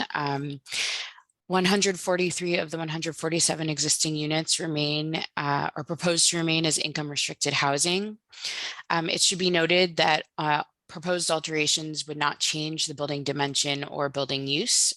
These updates include exterior materials, mechanical system upgrades, which will bring the house to passive house standard, reduced surface parking, expanded landscape area, and public realm and streetscape improvements. Next slide, please. So this project is within the Jamaica Plain Neighborhood District. That's Article 55 of the zoning code. It is in a multifamily residential subdistrict and subject to large project review under Article 80B. We've included a zoning context table for you here. It should be noted that the areas within which the project is not compliant with zoning are existing conditions. And next slide, please. So the proposed project is aligned with multiple citywide planning goals. The passive house standard realized through the new exterior materials, which are shown in the rendering, new mechanical systems and new photovoltaic cells are also shown here. This will further the city's goals of preserving income restricted housing. It reduces the off-street parking count in a manner that's aligned with BTD policy and reduces non-porous paving and increases planting areas as per planning guidance related to heat island impacts and tree canopy coverage. Next slide, please. And while the proponents' parking, energy, and site plan improvements are well aligned with the city's planning goals, staff do continue to work with and press the proponent to better align their proposal with guidelines related to public realm and transportation planning areas. These include implementation of complete streets guidelines along the streets noted here, as well as staff seeking to see improved bus shelter and pedestrian amenities along Center Street. And finally, there are concerns that staff have with regard to curb cut accessibility on the site. So all of that for your context, and I will turn it back over to you. Thanks. Is the proponent team ready to share their screen and begin their presentation? Yes, thank you. Thank you, Amy, and thank you to the commissioners and all of the staff support that we've received so far. My name is Carla Chaffee. I am a counsel at Nixon Peabody, and I'm here as a representative and counsel to the building owner. I will shortly pass this off to our architect of record, Chris Benedict. There are a few things that I would like to just note very briefly before we run into our presentation. At its heart, this redevelopment is this redevelopment. How do you pause this? I apologize very much for that. The one time in the night I'm disrupted by my daughter right now. Coaching hour. At its heart, this is a preservation of actually all 147 units since we initially entered our PNF. We have modified our funding proposal in order to preserve all 147 units at 30% AMI to 80% AMI. We have been working with staff regarding the items that Amy mentioned.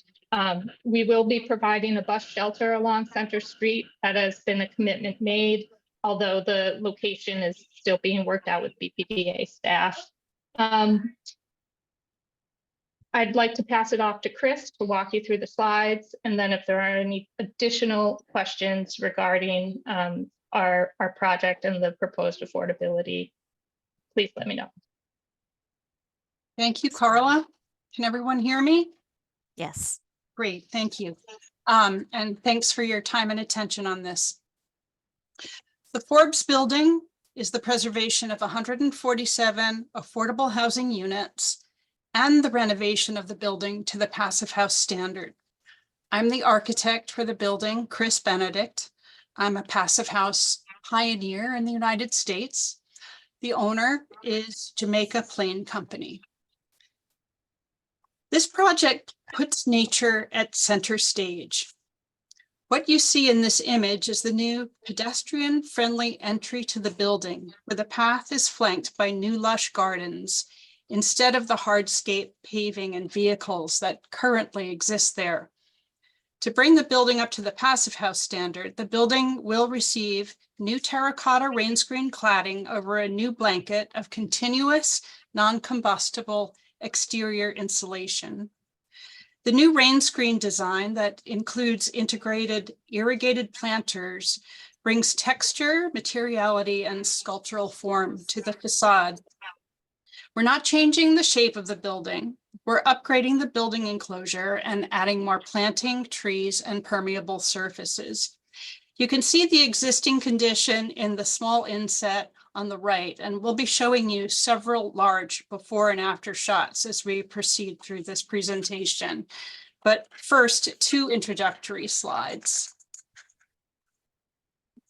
Here's a view of the site showing the surrounding neighborhood. The building is large, one of the largest in the neighborhood, and it sits at the corner formed by a major two-way street, Center Street, and a smaller one-way road, Center Street and Beaufort Road. We are close to Jamaica Pond, and we understand the site's importance to the ecosystem of Jamaica Plain. The historic map at the bottom right shows how, prior to the development of this building, large private properties shared the frontage of Jamaica Pond. Beaufort Road, right here, was carved into this land in the 30s for the townhouse type apartment building on the south side. This building features lush, beautiful gardens and a gorgeous brownstone appearance. We take cues for plantings, texture, materiality, and coloration from this building. And now that Jamaica Pond is for everyone, we want Beaufort Road to be the way to get there. Chris, you're at about halfway. This slide shows a before and after bird's eye view of the Forbes building. And this was already discussed, so I will just say in this slide, we're showing the new cladding, the new solar panels, and the reduced parking, as well as the new planting at the front of the building on Center Street. This is our existing site plan. This is the new site plan. So I will toggle back and forth between these two so that you can see we've removed 58% of the pavement, or 13,200 square feet or so. And for the new plan, we provided parking in the rear, 15 spaces total. 4 are car share spaces. 5 have electric charging stations. The balance will be EV ready. 3 are accessible parking spots, 1 with an EV charger. Here are before and after views of the Center Street facade.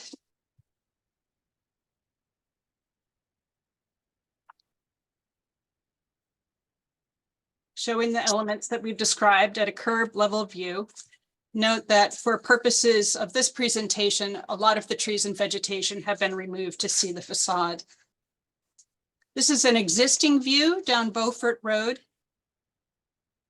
And here is our new view where we are borrowing color, texture, and planting from the building on the south side of the road.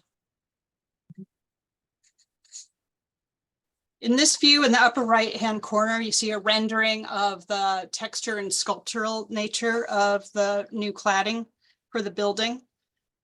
Elevation 1 shows the Center Street facade with the terracotta cladding. That is this one. This is the entryway that you saw in the first slide here. We will be using the terracotta cladding on the street-facing facades. On the non-street facing facades, we'll be using a cladding called Ceraclad, which is a little more affordable, but the planters will remain on those sides. And to the right is a built example of another building I've done with these integrated planters. Again, here's a view of the texture of the terracotta panels. This is our Beaufort Road facade here. And to the right, you see something from the portfolio of our landscape designer who has done this beautiful job in my neighborhood of creating this wonderful planting that we want to also emulate at the Forbes building.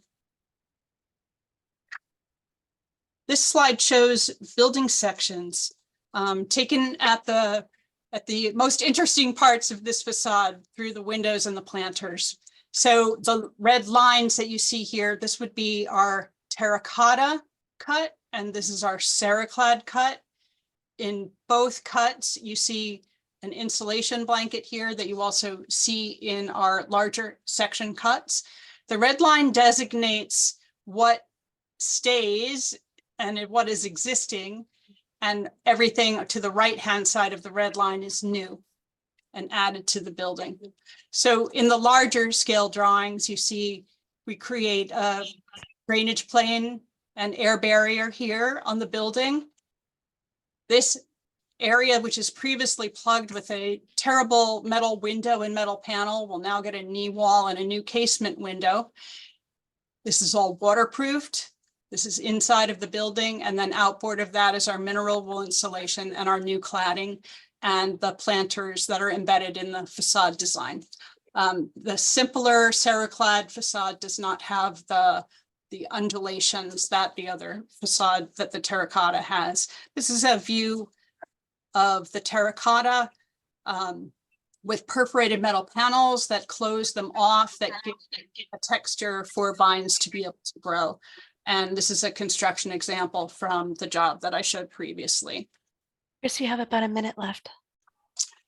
So this is our transformation from a very harsh parking lot and a facade that is very, very difficult to kind of get your eyes around to now a beautiful contribution to the tenants, the neighborhood, to make a plane and the ecosystem.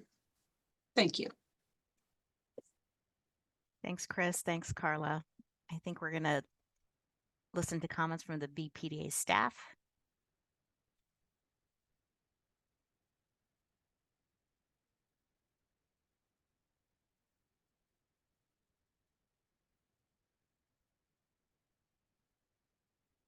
So I'm Megan Richard from BPDA Urban Design, so who's been reviewing the project. I just have a couple of quick comments. They're probably comments you've already heard. The next slide. So this is the view, the new view from Center Street with some of the trees that they're proposing to be planted removed, just so you can see for clarity the building, the proposed renovations. So again, I think first and foremost, it's important to keep in mind that this is the preservation of existing affordable housing, which is really important contribution to JP there. The renovations include, updating the building envelope with the terracotta along street-facing facades and the Ceraclad at other facades. And the whole point is to bring the project to passive house standards. So that was really the goal as we've worked through the design with the team. One of the key features is the replacement of that existing surface parking along Center Street and really creating a much more green landscaped area rather than that hard surface parking. And then we are continuing. So what you see in the images of where the bus shelter is and the bench seating, those are things that are ongoing discussions that we continue to have both with BPDA transportation planning staff, as well as BTD and the proponent, the project team. So those things are, here sort of as placeholders and they can concept, but we are continuing to work on the exact final details. Thank you. Thanks, Megan. Commissioners, maybe we can have the proponent team pull their presentation up on one of the, images, maybe site plan. We'll start with David Hassin. Chris, thank you so much for your very thoughtful presentation. And I'm very excited about the transformation that you're describing. And in particular, the revised site plan. I think it's a very nice project. And I think that notwithstanding the small details about the bus shelter and the curb cuts, which I believe could be handled by BPDA staff, I'm inclined to try and help push this through as quickly as possible.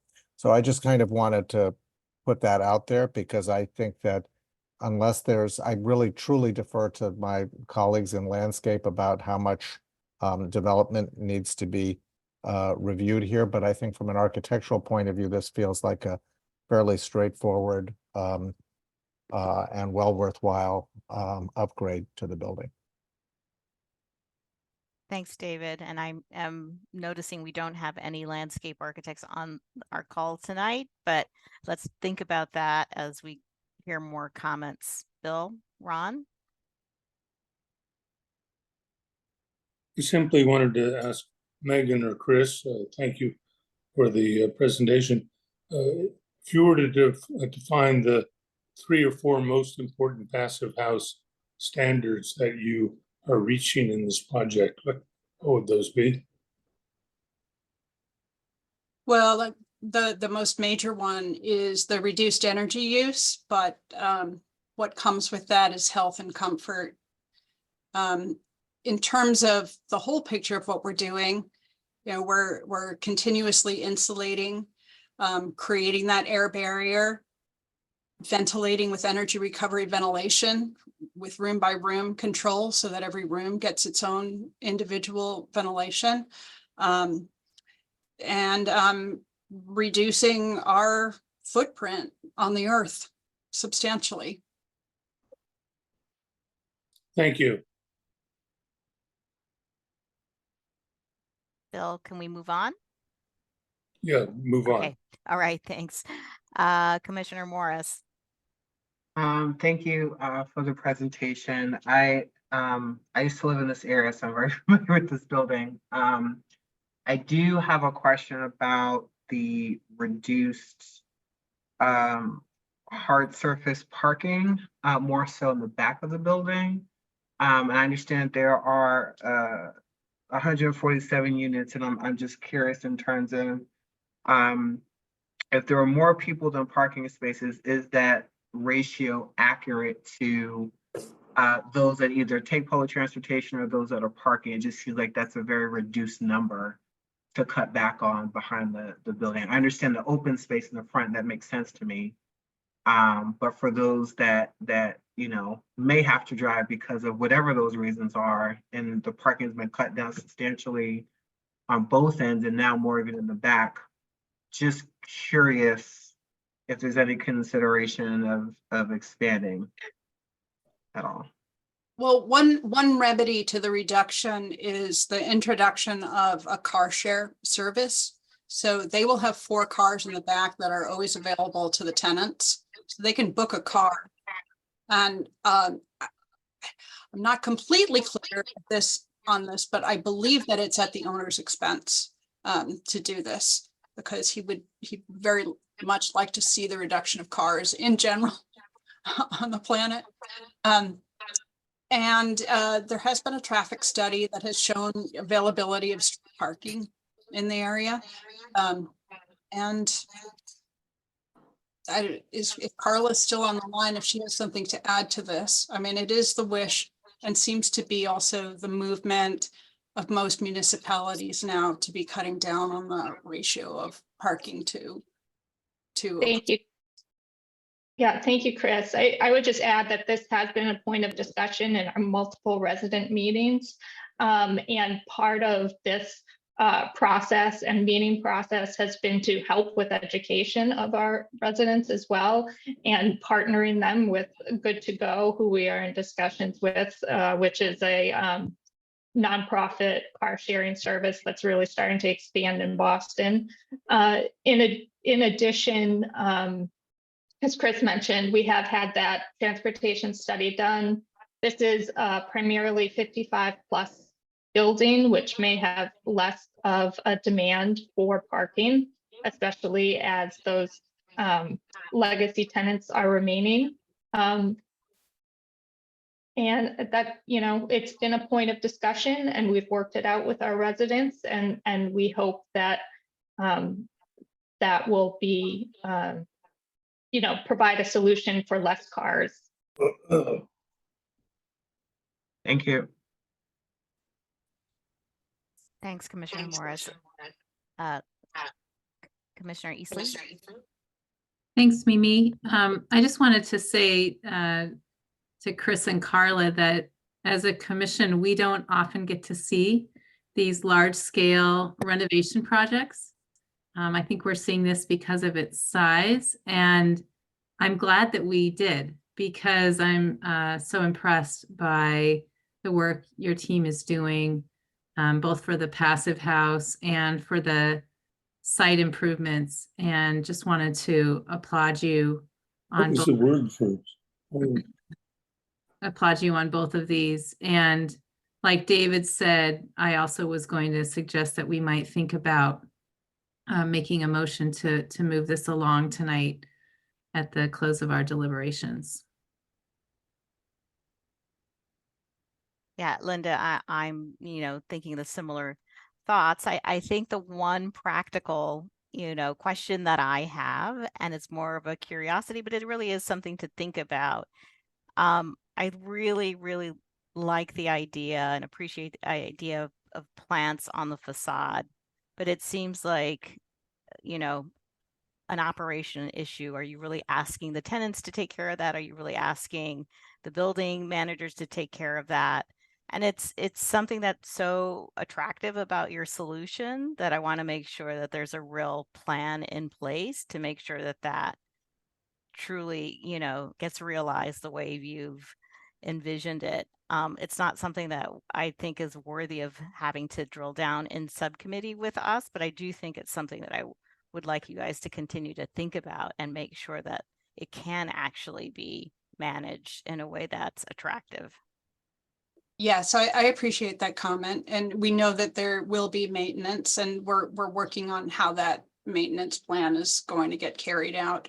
And another thing I would say is that we are going to be storing rainwater that we can use for our irrigation. So we will have a lot of water to be able to keep everything going in a healthy way. That's great. I think what we can do, if I'm not, Jonathan, I'm sorry, I missed your hand. No worries. Go ahead.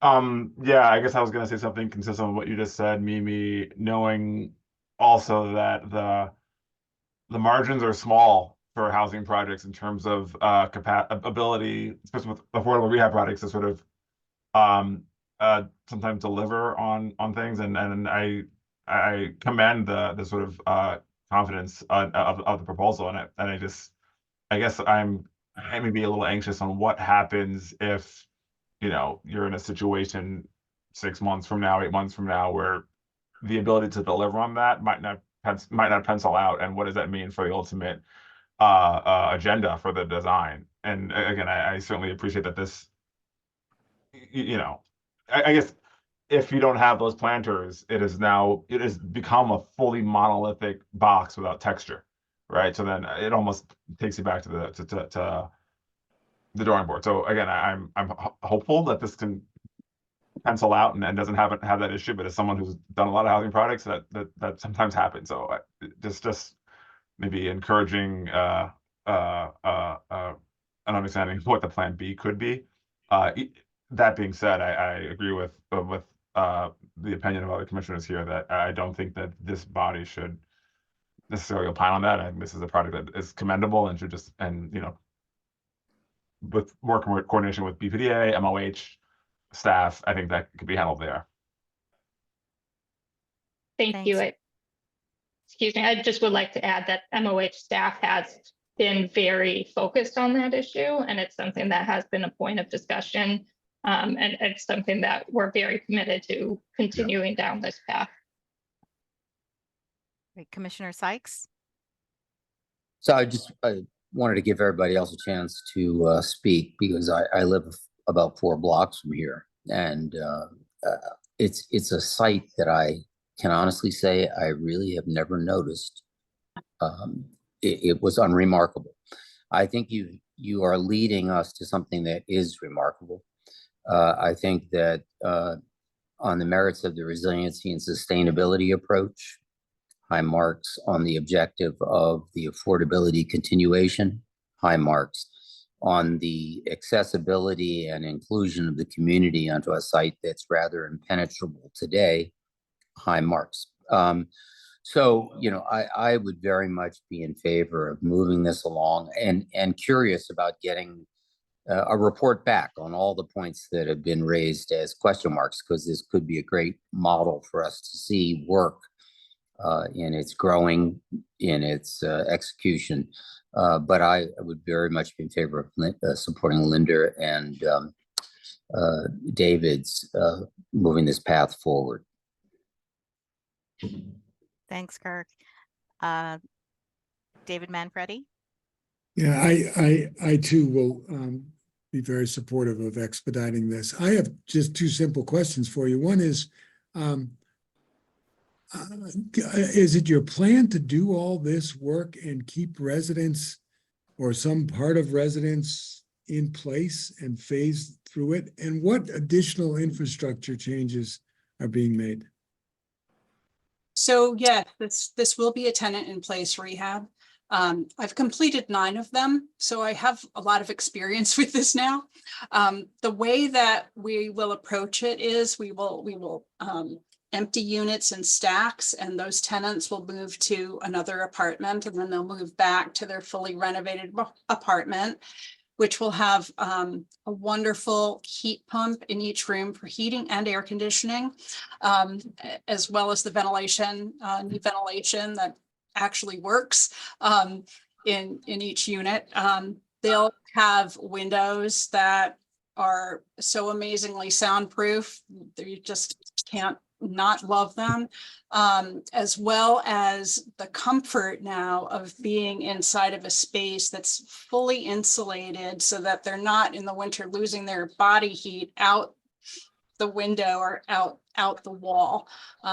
So it'll be a transformation in lifestyle for the people in these buildings. On the jobs that I've done previously to this, we've been able to organize 2 weeks per stack for a full renovation. And that's how we would like to carry this one out. That's fantastic. Thank you. Great. I'm not seeing any more commissioners' hands up, so maybe we go to public comment, but if in the background you could be thinking about how we deal with the site plan and landscaping comments, it would be helpful when we reconvene. At this time, we'd like to invite any members of the public in attendance who may wish to contribute public testimony to raise your digital hand, and staff will call on you. If you're calling in by phone, press the number 9 on your dial pad to activate the raise hand function, and dial 6 to mute and unmute yourself. Please state your name and any relevant project affiliation information, and please keep your comments to 2 minutes.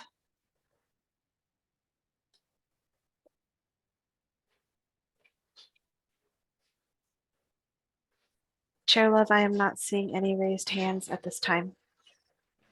All right. Well, I think commissioners, I think we're very supportive of moving this along. And I'm just, anyone want to make a motion? I'll make a stab at a motion, which is, first of all, this is a wonderful project. I hope it starts happening all over the city. I'd like to make a motion to approve the project as presented with ongoing work with the BPDA staff, and suggest that if the BPDA staff believes in their work on the ground plane, that it warrants coming back to the BCDC for a landscape consultation or discussion, that we are open to that. But that otherwise the project can proceed apace. I would second that. All right, so with that, I'll just go over everyone. Linda Easley, Yes. Jonathan Evans, Yes. David Hassin, Yes. David Manfredi, Yes. Catherine Morris, Yes. Bill Ron, Yes. and Kirk Sykes, Yes. and myself, Mimi Love. Yes. Chris and Carla, kudos to you. This is not something that typically happens, but I think you have the full support of the commission, and we, wish you a speedy process here so we can see this realized and use it as an example for future projects. Thank you so much. We really appreciate you. And I do hope the management commits to the plantings on the building facade, because I think it will require a commitment from building management. Yes. That commitment is there. Good. Thank you so much. Have a good evening. Right. Evening. All right. Good evening. So let's move on. I think next on the agenda, we have Harvard University IMP, and I believe David Hassin and Bill Ron are recused from this presentation. So does it go back to Amy? Yes, Christina, Great. can you go to the next slide, please? Wonderful. So thank you, commissioners. We're here to present context with regard to the 2024 Harvard University IMP. This is an IMP associated with 184 acres of land, and it is a 10-year IMP update and renewal. It includes 6 planned projects, 3 of which carry over from the 2013 IMP, 720,000 square feet in new construction and 138,500 square feet in renovation. Next slide, please. So just for your own reference, there are several projects that are planning projects that are taking place within the context of the Allston Brighton neighborhood. We've included this graph here primarily just to give you kind of a little bit more context around what is taking place. We are presently working with several different entities with regard to our Beacon Park Yard Regional Framework Plan. That is again, a regional scale plan, very long-term in terms of its scope into the future, and focuses specifically on land in and around the off-ramp of the interstate. That is owned by Harvard and by the state. We are also working presently on, we've recently completed a needs assessment for Allston Brighton, which is meant to feed into our Allston Brighton community plan, which recently kicked off. That needs assessment really intended to provide context around priorities from Allston Brighton residents around the types of community benefits they'd like to see alongside projects that do come forward, and that will be carried through into the community plan, which will be a slightly expanded scope and deal with rezoning the Allston Brighton neighborhood, both from a residential and commercial perspective, and focusing on mixed use areas. At the same time, we're working and have recently kicked off a design for the Western Avenue Transitway, and are working with Harvard on the design of the next phase of the Enterprise Research District and their Greenway plan. All at the same time, we're receiving a number of different Article 80 reviews. And so all of this is happening within the context and surrounding the footprint of the IMP. Next slide, please. So just to be able to kind of map all of what I've just kind of communicated to you, you can see here the Alston Brighton neighborhood and in the various colors, each of the different projects. Where you see the red is the footprint of the master plan itself. Next slide, please. And so just to kind of dig in for a second with relationship to the IMP, Harvard is seeking entitlements for height, use, and building square footage through the IMP.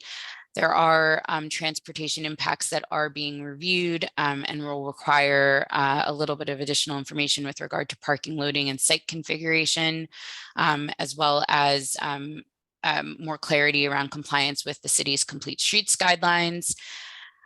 Site plan information will be needed to better assess public realm impacts, and planning staff are particularly interested in those with relationship to this approval for buildings 2 and building 6 on this plan, as they are projects that would more readily impact the surrounding neighborhood as they are on the edge of the campus, as opposed to the projects that are more internal to the campus itself.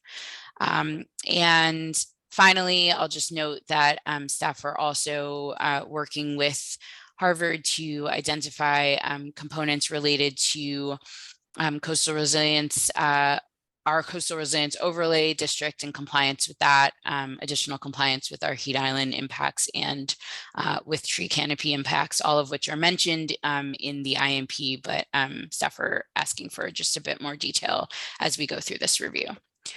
So happy to answer any questions, and if not, I will turn it back over to you. Thanks, Amy. Commissioners, any questions? If not, we'll cue up the proponent's presentation.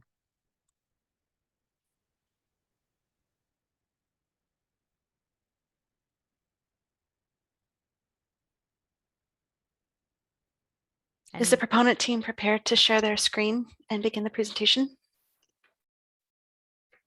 Christina, we can get that ready right now. Great. I'm joined tonight by my colleagues, Alexandra Affion, along with a whole team of colleagues and consultants. My name is Mark Handley. I'm the Managing Director of Government and Community Affairs at Harvard. As soon as we're ready, we can start off with some quite similar context as Amy just shared, so I can get quite quickly through these initial slides. It's great to see all of you directors tonight and the BPDA staff as well. Thank you for getting us this far. Our regulatory process for the 10-year renewal began really officially on February 29th, when we filed the IMP notification form document. We've now been through an initial comment period and received some comments back on that initial planning document from our Harvard Alston Task Force and from a handful of departments and one other community member. So we're now into the process, looking for feedback from BCDC and also looking for feedback from the BPDA and other departments in the form of a scoping determination so that we can begin our work on the major filing document, the IMP, which is the document that we hope to file at some point in the fall, and that will be considered for approval eventually, which will in fact extend Harvard's institutional master plan for the 10-year period that we're looking at now. So we've finished the beginning and we're now into that initial feedback cycle in hopes that we can begin soon the multi-month period to develop our IMP amendment, which would create that 10-year extension opportunity down the road. Next slide, please. So as Amy mentioned, there is a lot of other simultaneous planning going on. I think that the earlier presentation was in fact more comprehensive of the totality of the BPDA's work. Suffice to say that there is significant and adjacent planning happening here. And our focus and our requirement within the institutional master plan regulatory process is to focus on our IMP area. So we've got Beacon Park Yard, we've got the Enterprise Research Campus going, and we are coming off of the WACO-Z process that the city ran to think about the future of some of Harvard's commercial, non-institutional holdings to the west. But for tonight's purpose and for the purpose of the institutional master plan, we are solely focused on the area in the top left, number 1, our proposed institutional master plan area. With that, I'll hand it over to my colleague, Alexandra. Thanks, Mark. Nice to be here, everyone. I'm Alexandra Afyong from Harvard University Planning and Design. So the proposed IMP represents a continuity of Harvard's long-term planning. So we wanted to just start with the current IMP from 2013. This included 9 approved projects, that's 7 new buildings or additions, 2 renovations that addressed a mix of uses, academic, athletic, housing, mixed use, and others. So while most of the projects have already been completed or are currently in progress, 3 of those projects have not yet been realized, and we'll hear more about those. And for context, this IMP also cited a number of other already approved projects and non-institutional projects that were happening at the same time. And finally, the 2013 IMP was aligned with a number of important planning objectives, including activating Barry's Corner, enhancing the public realm, establishing green spaces, and strengthening connectivity. So that 2013 IMP, along with its subsequent amendments and other projects underway, set the stage for a decade of significant growth and change. So since 2013, Harvard has completed about 1.5 million square feet of new development and renovation in the IMP area. And that includes 7 new buildings. 3 of those are new Harvard Business School buildings. It includes innovation spaces like the Art Lab and the Paliuka Harvard Life Lab. It includes the Science and Engineering Complex, as well as the District Energy Facility, as well as a few renovations of residential facilities. And there are, in fact, several projects still in process. Most notably the new home for the American Repertory Theater and the adjacent new affiliated housing, which were just recently approved. So during that same decade, there were significant public realm improvements in the IMP area, and these included open space, roadway, transportation, and utility improvements that have accompanied the implementation of the past IMP projects. So after the past decade of growth and change that have built on Harvard's long history in Allston, today's campus is about 184 acres in size, with 62 buildings and 4 million square feet of space. The campus is home to the Harvard Business School, Harvard Athletics, the Harvard Paulson School of Engineering and Applied Sciences, and it has a lot of other housing and university support facilities. So all of our campus projects are guided by our planning principles, and these ensure that our project designs embody our core priorities for the campus and for how the campus functions. So you can see them here. They include principles about community and equity, strengthening connectivity and public realm, and of course, advancing sustainability and more. As we look ahead at the coming decade, Harvard has identified 6 projects in our 10-year IMP plan. And you can see here on the map the site locations of the 6 projects. And as I said, these have been identified, but these projects have not yet been planned or designed. So we are in a conceptual summary stage right now. Altogether, the projects represent up to 720,000 square feet of new construction and 138 square feet of renovation.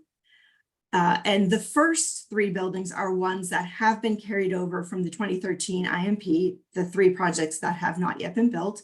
So you can see number 1 on the map is the Harvard Business School Faculty and Administrative Building.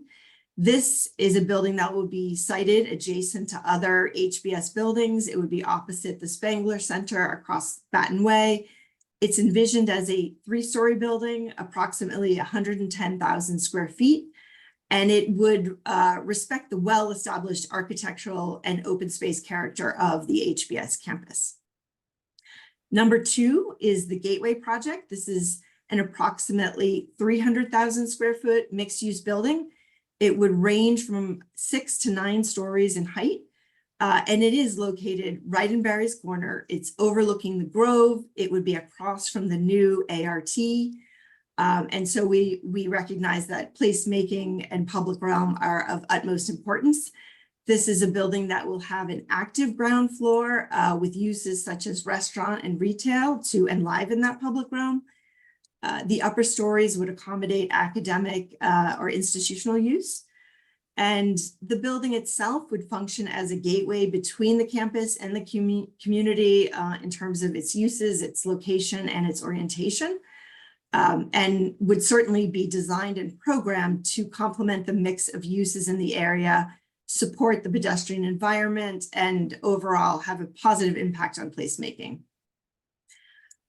Number 3 on the map, Harvard Athletics. This is a renovation and addition of Harvard Stadium. It's a project that would sensitively restore the historic structure, improve its accessibility, and provide some well-needed athletic support functions such as a press box and locker rooms, as well as spectator amenities such as concessions and restrooms. This is a project envisioned as having an exterior addition of approximately 46,000 square feet, as well as some interior construction under the seating bowl. So turning to the 3 newly identified projects in the IMP area, the first 2 are new facilities for Harvard Athletics. Number 4 is a new tennis and squash racket center. It would provide year-round courts, and it would be in the location of an existing tennis center. It would replace that facility. And this would be roughly 200,000 square foot, 3 to 4 stories tall. Adjacent to that, at number 5, is a site for a new athletic support building for women's rugby at Mignoni Field. This is a new building that would accommodate, again, athletic support and visitor amenities, and is anticipated to be about 20 to 30,000 square feet, 2 stories tall. And so both of these athletic buildings will not only improve the athletic and spectator amenities, but we would also seek to site them so that it would rationalize pedestrian circulation in the athletics area and incorporate climate resilient strategies. Alexandra, Yep. You're at less than a minute left. Okay, I'm almost done. So finally, number 6 is Crimson Catering. This is a project that would use a vacant commercial kitchen at 168 Western Avenue to support the Crimson Catering operations of Harvard University Dining Services. It would maintain the existing street-facing Swiss Bakers Cafe.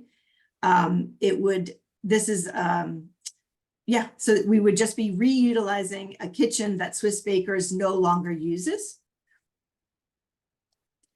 And finally, we wanted to just look at the geographic area in the IMP. And you can see that the existing and proposed IMP areas are almost identical, though we are proposing just a few minor map amendments that I can answer questions on if you'd like. But in general, that concludes our overview of the Harvard Alston IMPNF. Thank you. Thanks, Alexandra. Lizzie, if we could just have the last staff comment slide.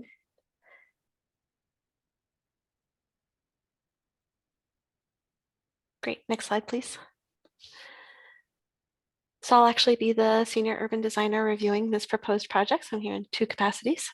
And just want to reiterate some of the points that Amy made in her planning context slide, that, even though at this stage in the proposed project, we're sort of talking more about zoning envelope than actual buildings, we feel that the projects, particularly at site number 2, called Gateway Project, and site number 6, the repositioning of that Swiss Baker's facility, are of particular interest, given their urban orientation, proximity to Barry's Corner, and the ART, and just sort of a lot going on there.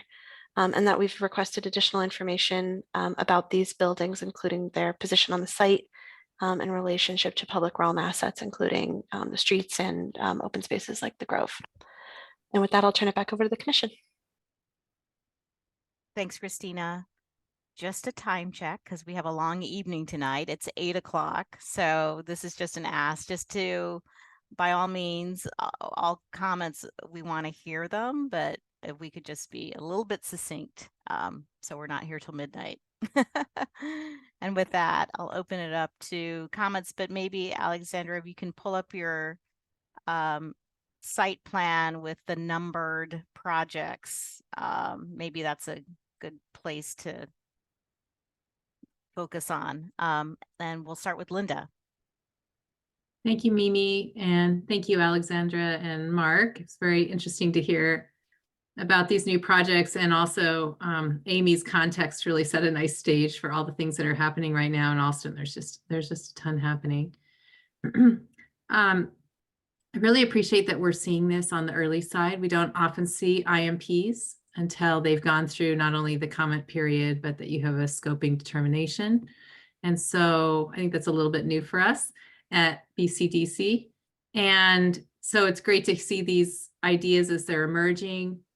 I also, though, agree with Christina's comments that it's helpful for us to understand the massing implications, the context, and also to understand some of the basic systems like pedestrian circulation, vehicular circulation.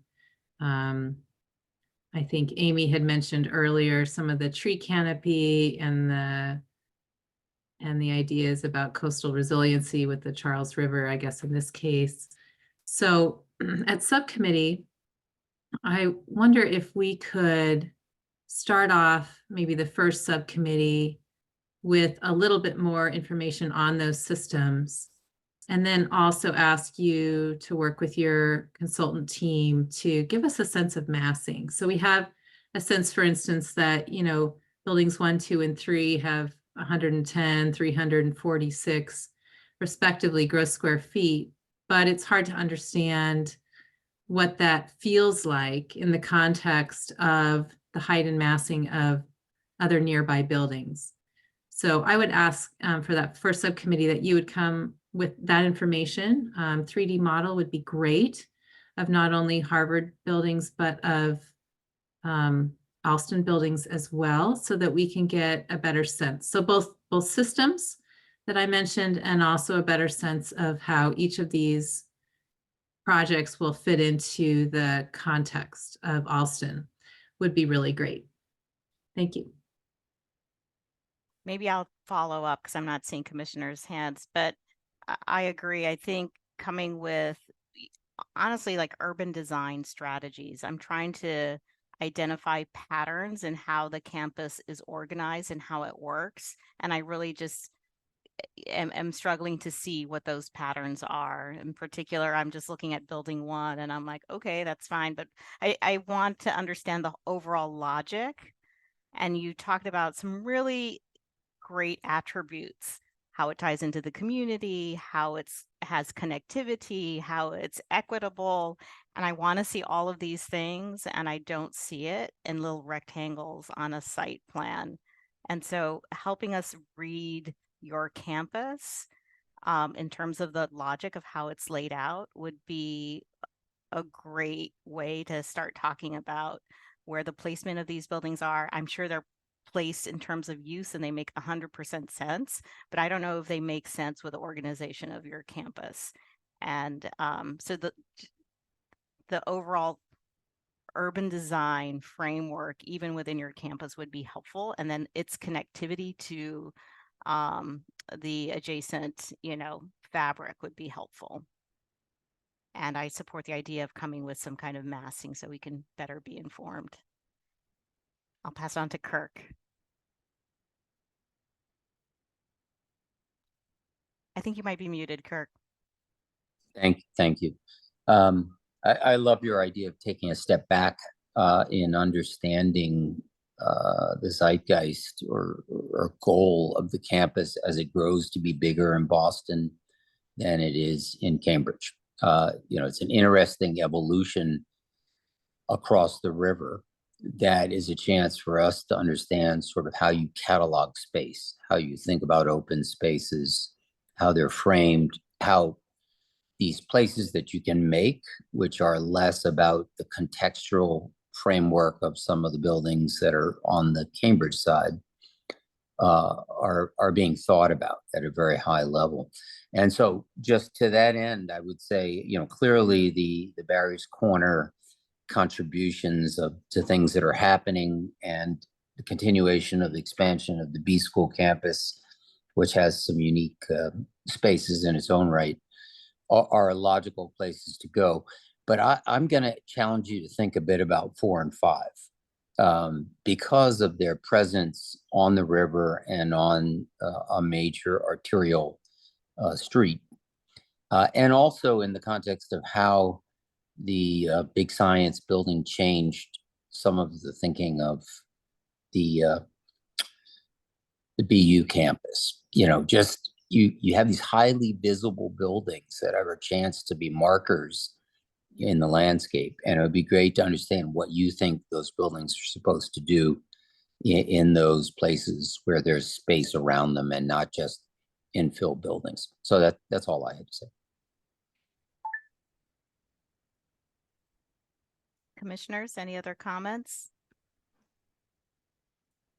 Catherine Morris? Yeah, I just wanted to double down on Commissioner Love. I have a particular interest in building number 2 in context to some other projects that we've looked at and its engagement with the public realm. And also just this interesting balance, although I'm not a landscape architect, but just this interesting balance of how you are going to think about the integration of landscape around all of these buildings actually over the next, in our next future meeting. So just want to lift that up for you all to consider. Thanks, Catherine. David Manfredi? I thought your comments, I'll reinforce also what Catherine just said. I thought your comments were spot on in terms of understanding the patterns of future development on this side of the campus. You mentioned 1, I'll mention 4 and 5 in the context of an old but very interesting master plan that was done many years ago by the Architects Collaborative for that core group of athletic facilities. And how do these pieces, what is the next generation of that pattern, and try to understand beyond the footprints of individual buildings, what the, and I know this is always hard, but the bigger ideas about pedestrian movement, vehicular movement, and open space, and every bit of infrastructure on in every lines of this master plan. Thanks, David. I'm not seeing any other commissioners' hands, so maybe we see if there's public comments. At this time, we'd like to invite any members of the public in attendance who may wish to contribute public testimony to raise your digital hand, and staff will call on you. If you're calling in by phone, press the number 9 on your dial pad to activate the raised hand function, and dial 6 to mute and unmute yourself. Please state your name and any relevant project affiliation information, and please keep your comments to 2 minutes.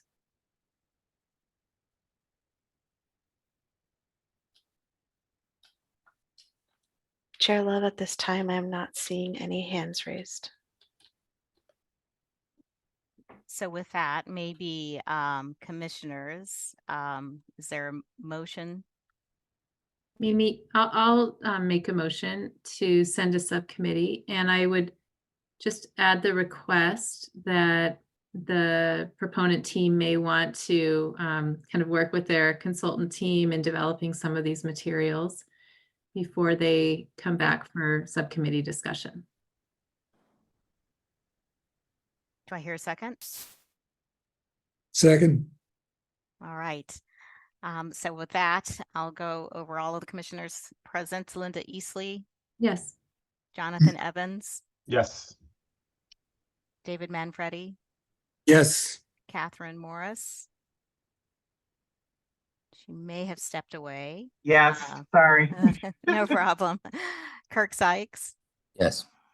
and myself, Mimi Loves. So yes, so we will see you in subcommittee, and we look forward to seeing how this progresses. I think it's an exciting project. Thank you very much for your comments. Thanks so much. Thank you all. All right. I think we made up a lot of time with that one, so that's great. And I think now we have our last new project of the evening, White Stadium. And I believe, Diana, you're going to be kicking us off with this update, or is it back to Amy? I'm going to kick this one off. So thank you, commissioners, for joining us tonight. We are going to do something a little bit differently tonight, which is that given the complex nature of this project, I'm going to provide a little bit more of an overview of the project in concert with my colleague, Sam Valentine, who's a senior landscape architect and design reviewer on the project. So if And we I'm go to... so I'm going to step away. Excuse me. Didn't mean to introduce you. Interrupt. Thank you, Kirk. Apologies, Kirk. That's on me. But thank you for noting that. Fantastic. So we're delighted to be here with you tonight to introduce White Stadium, which is a project located in the Playstead, which is it's sort of the northern part of Franklin Park today that abuts both the Roxbury, Jamaica Plain, and Mattapan neighborhoods. This is a really unique partnership that is a partnership with both the Public Facilities Department and the Boston Public Schools and the Boston Unity soccer team that has joined us as part of this private-public partnership. The project that we're presenting you today is an opportunity for us to deliver a world-class facility for BPS students and also bring additional programmatic opportunities to Franklin Park and support some of the elements associated in the Playstead. We are excited about bringing this project to you and also to share a lot of the robust public process that has been associated with this project. One thing we do want to note as you conduct your review tonight is that this project has been part of a very extensive review. And we're pleased to bring you the project in its entirety as you're seeing it here in this image. But do want to note that the White Stadium project is subject to the Article 80 process. Nice. I'm sorry. Let's see, Bill. Sorry, Bill. Is subject to Article 80 is the area that we have outlined here in red. So as you can see here, what is labeled the West Grandstand, and that area that extends down into labels that are defined as the Grove and South Crescent are part of the intended lease lines associated with the lease partnership that we've established with the Boston Unity partners, and that is part of the Article 80 process.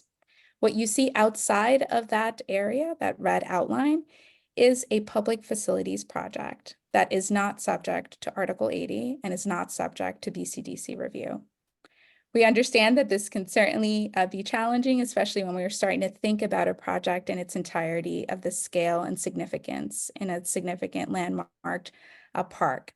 So as we move forward with the review process, we wanted to take the opportunity to set those clear parameters regarding the Commission's jurisdiction, and also note that while the Commission's purview over the East Grandstand is advisory in nature, the city is certainly committed to incorporating the Commission's feedback and comments associated with the overall composition of massing, site elements, and circulation.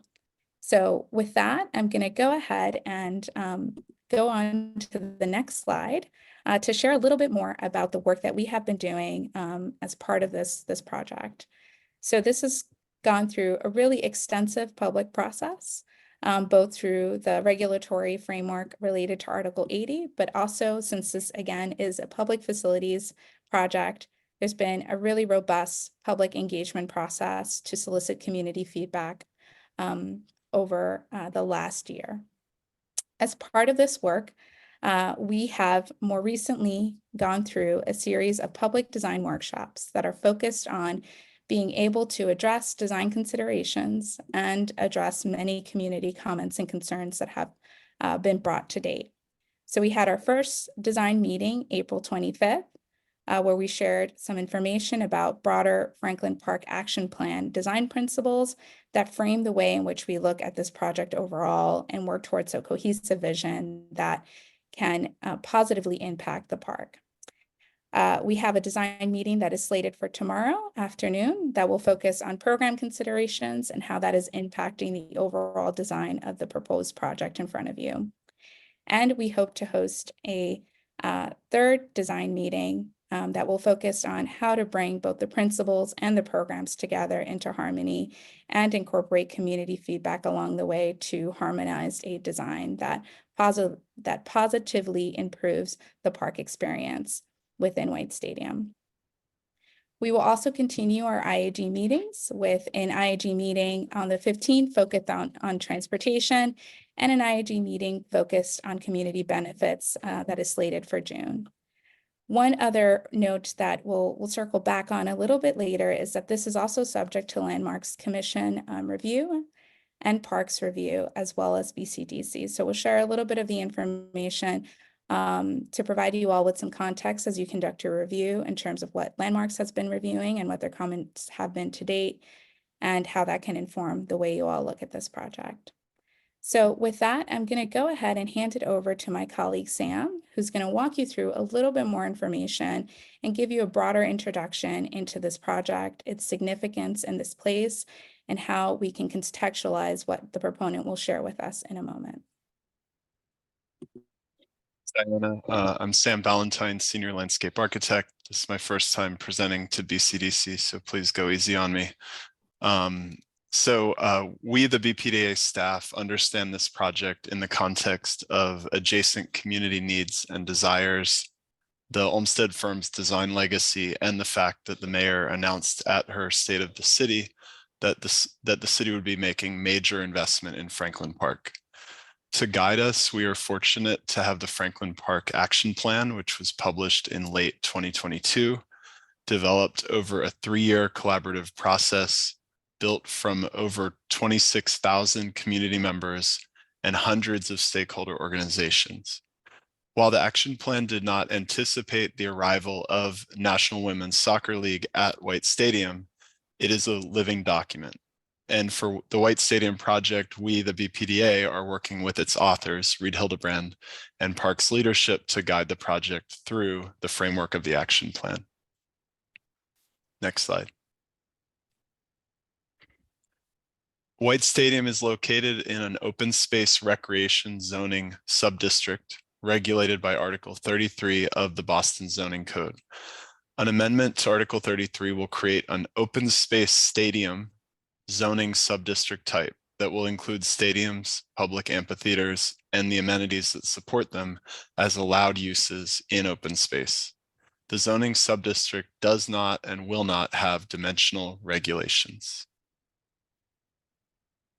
And now we can turn it over to the proponent. Thanks, Sam. Thanks, Diana. Who is presenting from the proponent team? Myself. Oh, Hi, this is welcome. Tamara Roy, principal at Stantec. I hope you can hear me okay. And with me is Chris Bridle from our landscape architecture group. And in the interest of brevity, we're not going to include our entire team, but I did want to mention that they are over 50% minority and women-owned design firms, which, as most of you know, is quite a difficult target to hit. But it reflects the commitment of our clients to try to meet the demographics of the communities that we're serving here. Very happy to be here, and I'm going to pull up the presentation, and we are really going to shoot for 10 minutes or less. Here we go. Okay, can you see that? Yes. Okay, wonderful. Okay. As Diana mentioned, this is such a unique and visionary partnership between the Boston Unity Soccer Partners working on the West Grandstand and the Boston Public Schools on the East. And we are aligned in our goals to set a new standard for the city's student athletes with modern facilities, a premium natural grass field, dedicated maintenance, and mentorship for BPS kids who will be inspired by the National Women's Soccer League professional athletes competing at a very high level at this site. But we as designers have really been struck by the challenge that we have been given, which is to value both of these historic eras that we find in the park.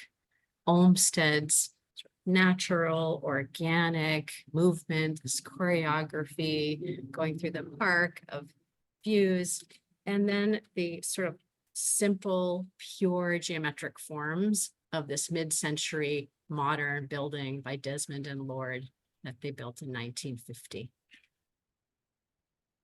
I'm going to hand it over to Chris. Thanks, Tamara. So I'm going to quickly provide a short quote from Olmsted that describes his intent for the stadium site and Playstead in the northern quadrant of the park. The Playstead is designed to be used for the aesthetic and recreation and education of the city's schoolboys, for occasional civic ceremonies and exhibitions, and for any purpose likely to draw spectators in crowds. The park has hosted many community events throughout its history, and our goal is to provide new enhanced opportunities for the community to engage with the Playstead through our integrated approach to the stadium and site design. Olmsted's vision for the park divided the park into two distinct areas, the pastoral naturalistic country park, shown in yellow, and the anti-park, shown in red, where our site is located. This area of the park was originally intended for events, spectating, and other active recreational uses. Next slide. So as you see here, and this is a drawing put together by Reed Hildebrand, who we have been working with for the last several months, along with the BPDA and the East Design team. The stadium existing is sitting at the northern end of the Playstead, it's called, with woods between it and the surrounding communities of Jamaica Plain and Roxbury, with the city skyline in the distance. And Chris. Thanks, Tamara. So yeah, this is a diagram that explains the sort of underpinning ideas for the Playstead, the things that really choreograph our and provide framework for our design. The overlook shown here on the left is an outcropping designed and built by Olmsted, which taken, rocks and outcroppings were moved from the Playstead and created this promontory that actually hosted one of Olmsted's only piece of architecture that he designed and built. So that's a very important element that we need to conserve and allow views from it. It's overgrown at the moment, and we intend to make views more open into the Playstead. You can also see that there's fences and tennis courts and hard standing areas for basketball and parking areas that we intend to sort of reduce and integrate into the playfields and the Playstead. There's also an axial move that runs down through the Playstead that is sort of the center line of the valley, and that visual sort of axis is something very important that we also intend to honor in the future design. And then there are other views that we're also looking to preserve over to tomorrow. Right, so our goal is really to try to make a modern stadium while at the same time managing change and being able to preserve the things that are important from the previous historical eras. So that includes one of the clamshell walls, the one on the west, as well as the northern entry pillars here. They're so modest and humble and also wonderful. And also then our goal is to remove the existing fences that we just saw and sort of pull the play set in and preserve some very unique pudding stone outcroppings and a large sugar maple, which is on this side. The east side of the stadium has been severely fire damaged and is not going to remain. So as Diana showed, we have a limit of our work line, which is shown in pink. And our side includes the grandstand renovation and new construction, end line seating to create an entire field when we are playing soccer, which is about 20 games a year if we get into the finals, which we hope we will. Lighting pylons, a place called the Grove, the pathways to get here, and some food and beverage in the South Crescent. And then the Boston Public Schools provides the track and field, the site improvements on their side, their grandstand, wellness and training, their offices, and athletic equipment, which is shared amongst all the Boston school coaches. I've put a list down here on the bottom, which is our sustainability. We're not going to go through them word for word here, but we want you to know that it's going to be also a very sustainable project.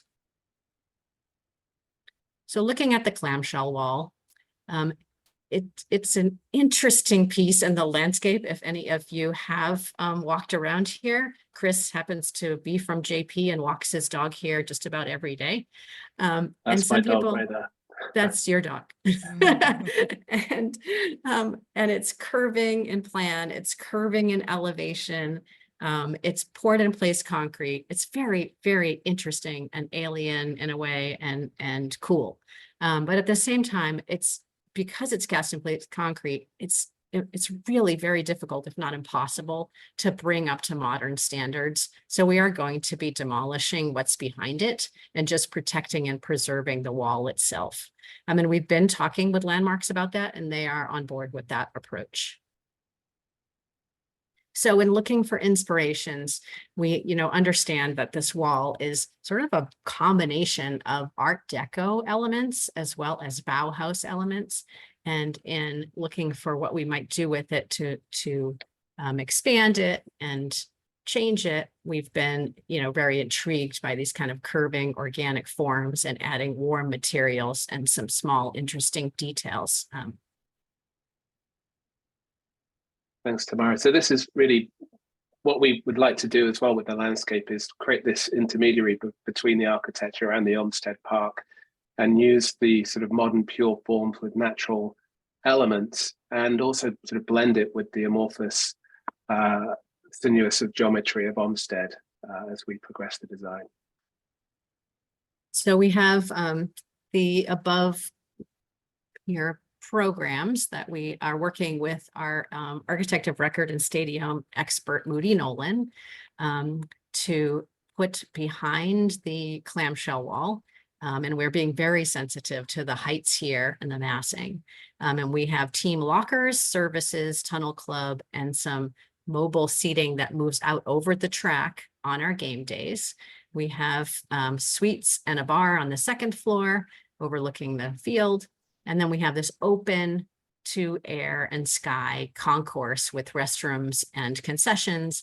And we've even added this curving stair around the back of the clamshell wall, which allows for interesting views to the skyline and to the park. So really enjoying and embracing some of the experiential qualities of this wall.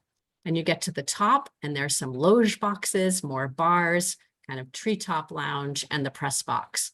And then on top of the whole thing is a weather canopy, which we're also learning is actually going to work as a sound canopy to mitigate the crowd noise as it sort of rises up in this clamshell. And then also it also will at night keep some of the light from going into the night sky. It's also the whole canopy is also, as Chris mentioned, related to Olmsted's one building that he ever did in his life, which was on the overlook, and you can see it here, and this kind of convex, kind of protective topographical landscape element. Mara, I just want to flag time for you. You're less than a minute. Okay, whoa. All right, going longer than our prep session. All right, so I think I want to just jump to the video because it really explains what we're doing. You can look back at this.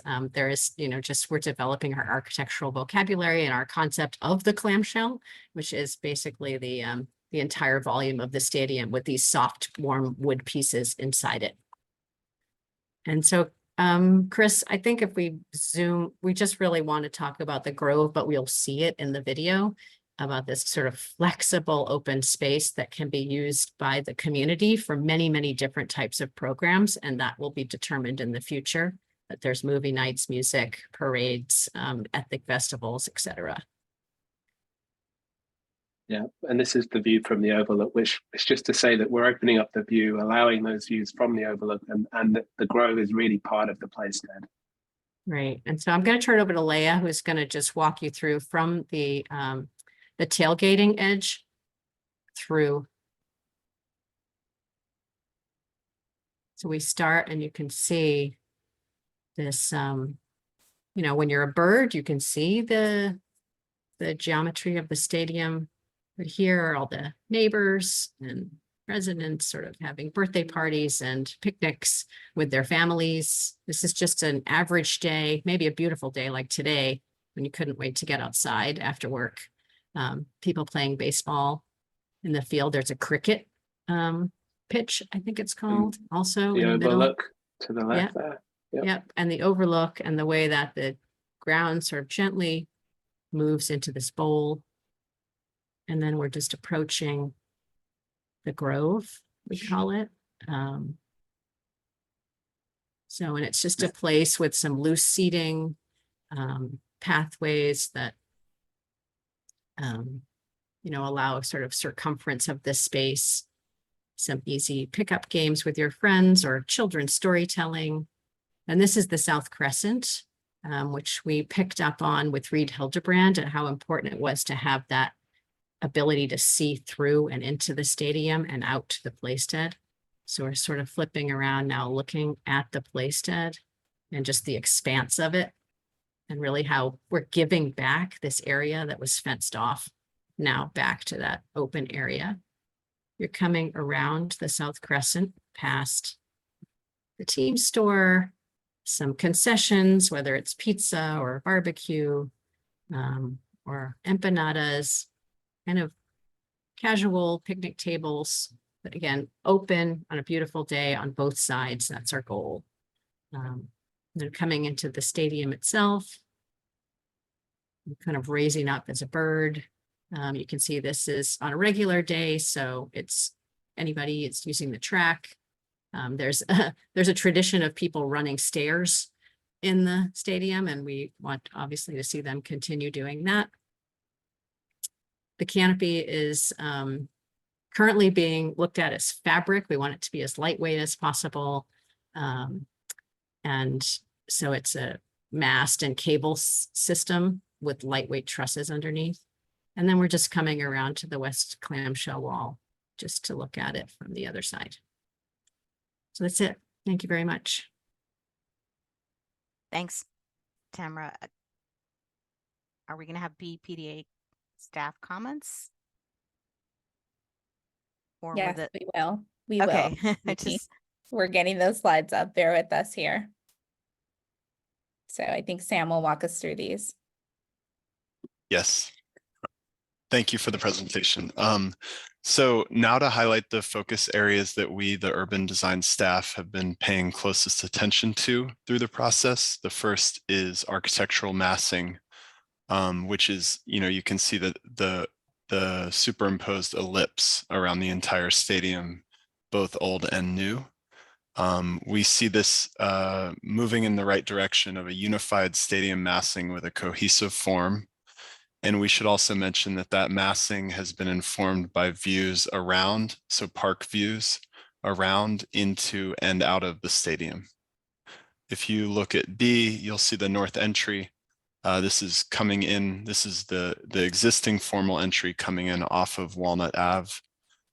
We see this as an important interface of the Olmsted organic informality and Olmstedian design logic where that meets the heroic and formal and axial architecture of the stadium. If you look between C1 and C2, this is the area of greatest impact in terms of trees, existing park trees. So we have been working very closely to try to guide the preservation of those trees. There's many large native trees, some of which are identified as legacy trees in the action plan. And there is also Roxbury pudding stone outcrops in this area of the original Olmsted era. If you go to D, you'll see the Grove. One key priority that was mentioned here is the distance or deference to the overlook, which is a big priority for leadership in the city as well as BPDA and parks.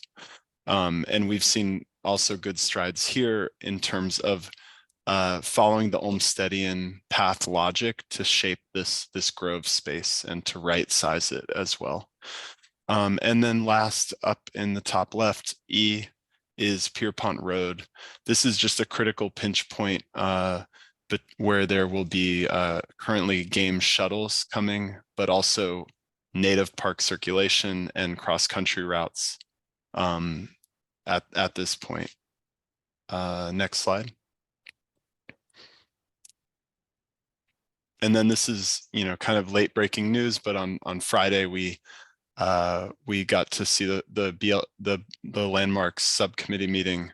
This is a summary of their comments. In terms of architecture, they felt that the design vocabulary should knit together the west and the east grandstands. There were questions on the scoreboard about its location, its size, its axiality.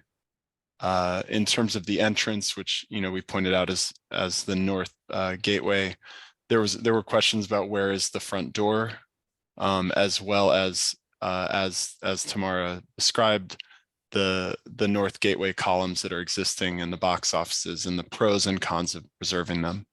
And then down at the Grove, similar to what I just described, prioritizing view sheds and openness to the overlook, removal of an earlier proposed outbuilding, the Bean, work to minimize new pavements in the area and increase site permeability, and then the very important issue of fencing and barriers, what is permanent, what is temporary. And then finally, what we've been hearing a lot is questions of vehicular access, both to the park and within the park. And that's the show. Thanks, Sam. Maybe we'll have the proponent team pull up an image, could be the site plan, and commissioners. Any comments? Can I just ask a question of clarification? When the BLC said to knit together the architectural language of the two sides, can you put some flesh on that? What did they mean?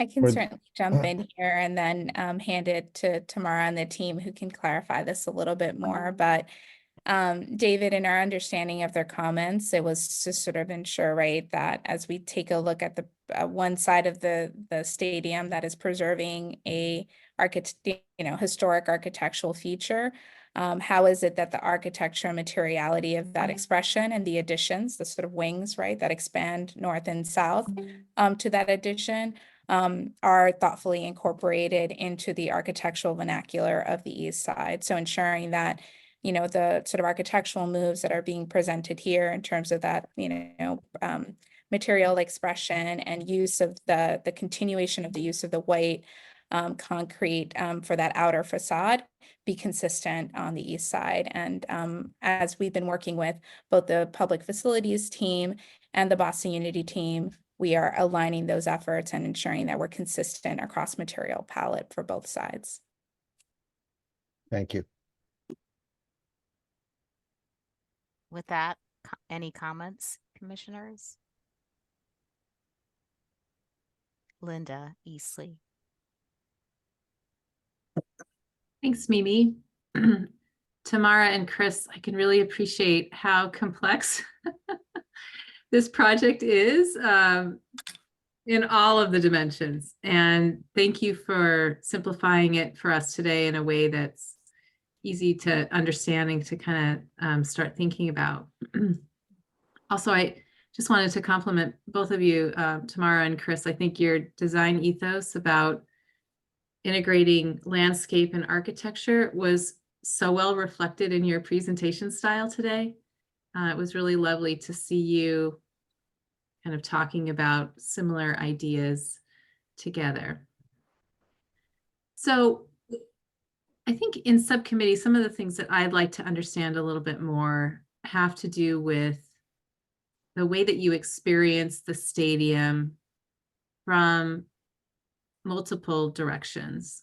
And I actually think that Sam's diagram where he was talking about the entries and he had the different portions of this project alpha labeled was really helpful. For instance, I think that I wrote them down. So I think that B and D, for instance, the northern and the southern entries are going to have a really different feel. And I so love the idea that you'll be able to come from the south and to have the kind of this, the foyer, which actually becomes the grove in some ways, welcome you into that low building that will have the retail, the pizza, the empanadas, and that is so transparent into the actual play space of the stadium. I'd love to understand that a little bit more as it relates to kind of your approach coming from the north. And I think that's where those historic columns are. And I'd love to understand some of the conversations you're having about keep them, not keep them. And that approach feels so much more formal. And so I'm just curious about what you're thinking about in both of those. And then second, even though I know we're focusing on the west side here within that pink outline, it'd be really helpful for me to understand in subcommittee how circulation happens all around this stadium structure, maybe understanding how it happens today and what the improvements are that you're suggesting. And I think to do that effectively, we would have to be thinking at a larger scale as well from the neighborhood. You know, what would pedestrians experience both in terms of view corridors and entry sequences, and even what are the cues that make this facility feel public and kind of penetrable. So those are some of the things I'd love to see, but I really appreciate all of the care you've taken into thinking about the historic structure, into thinking about making it reach out to the community, and also thinking about how that open space and architecture come together more seamlessly. Thanks, Linda. Thanks, Linda. Catherine Morris.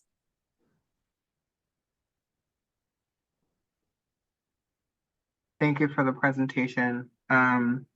I wanted to double down on Commissioner Easley about how the overall stadium is experienced.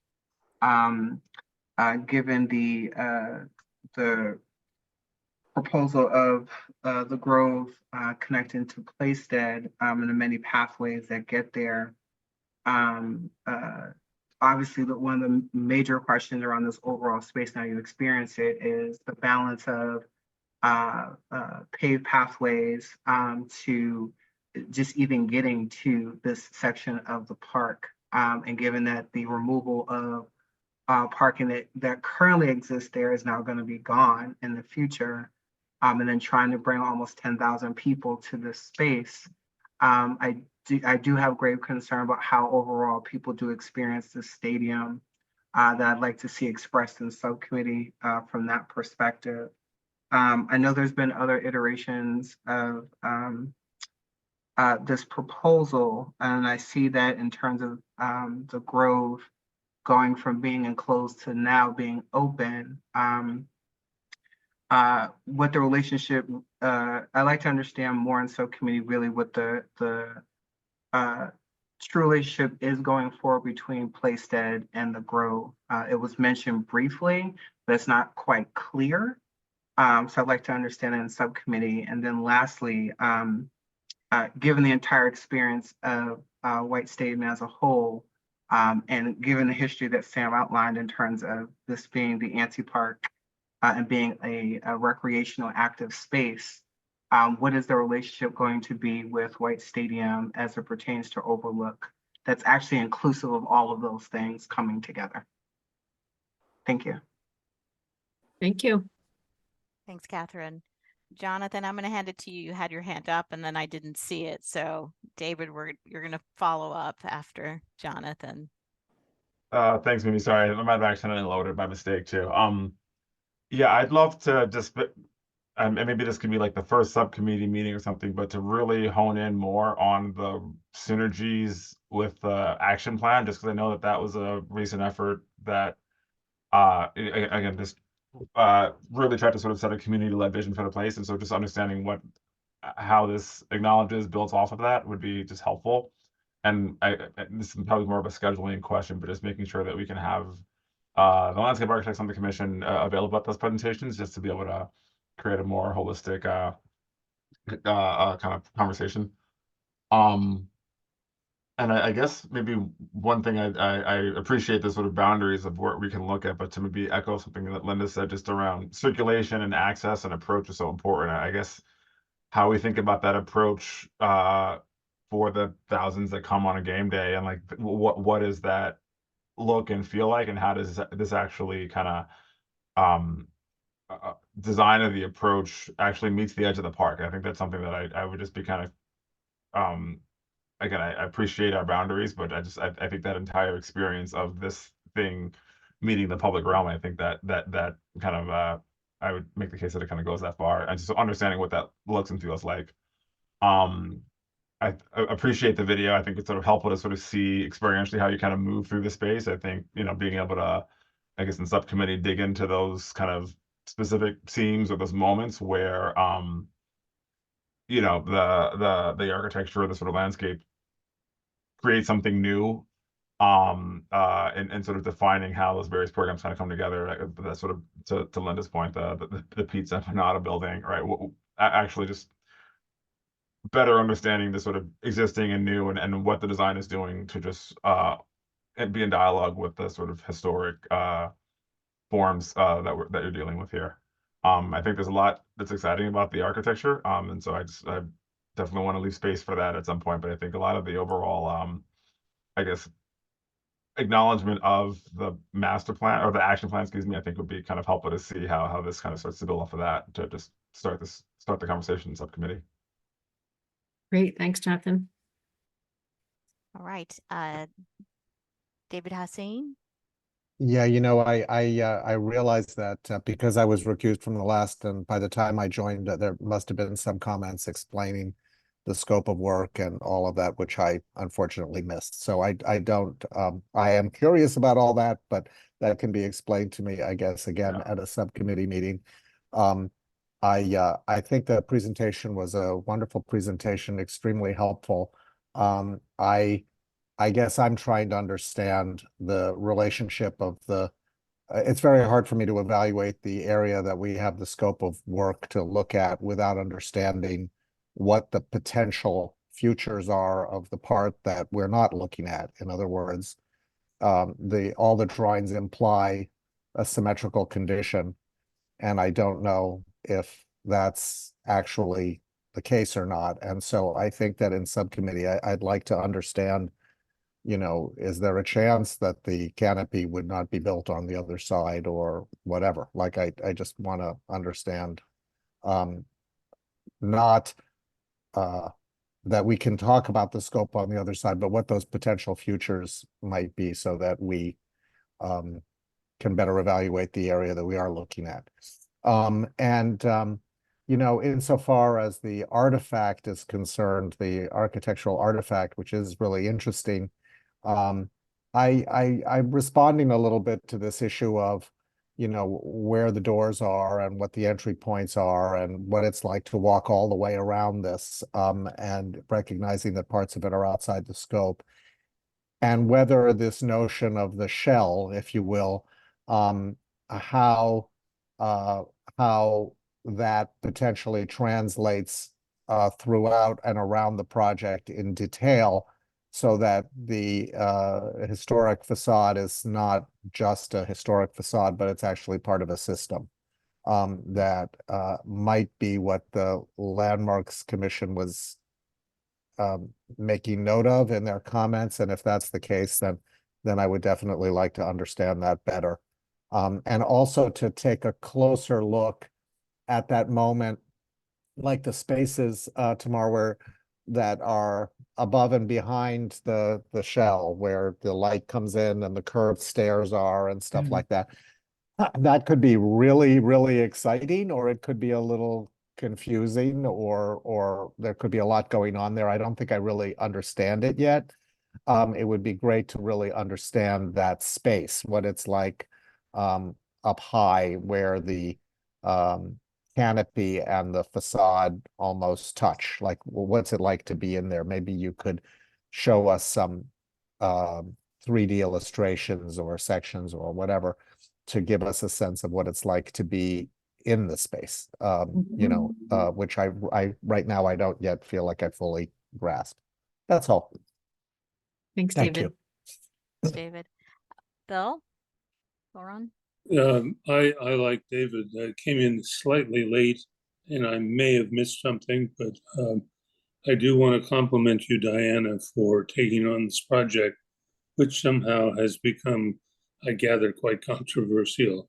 And I just urge you to keep going, because it's a project that strikes me as having real power on many levels.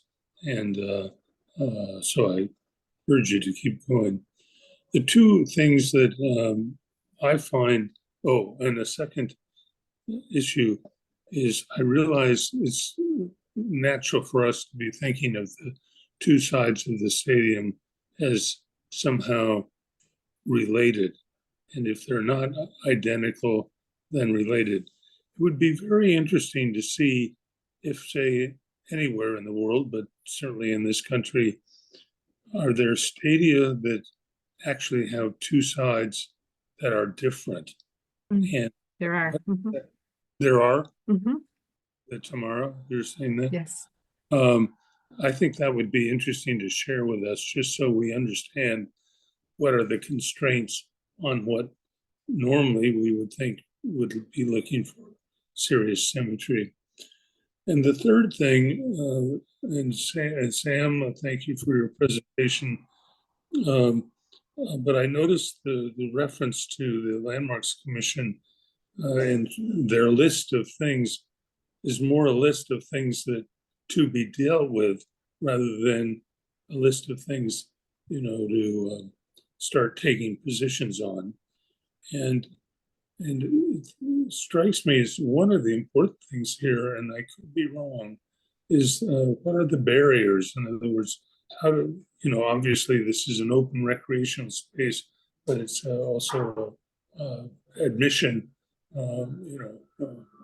admission requirements.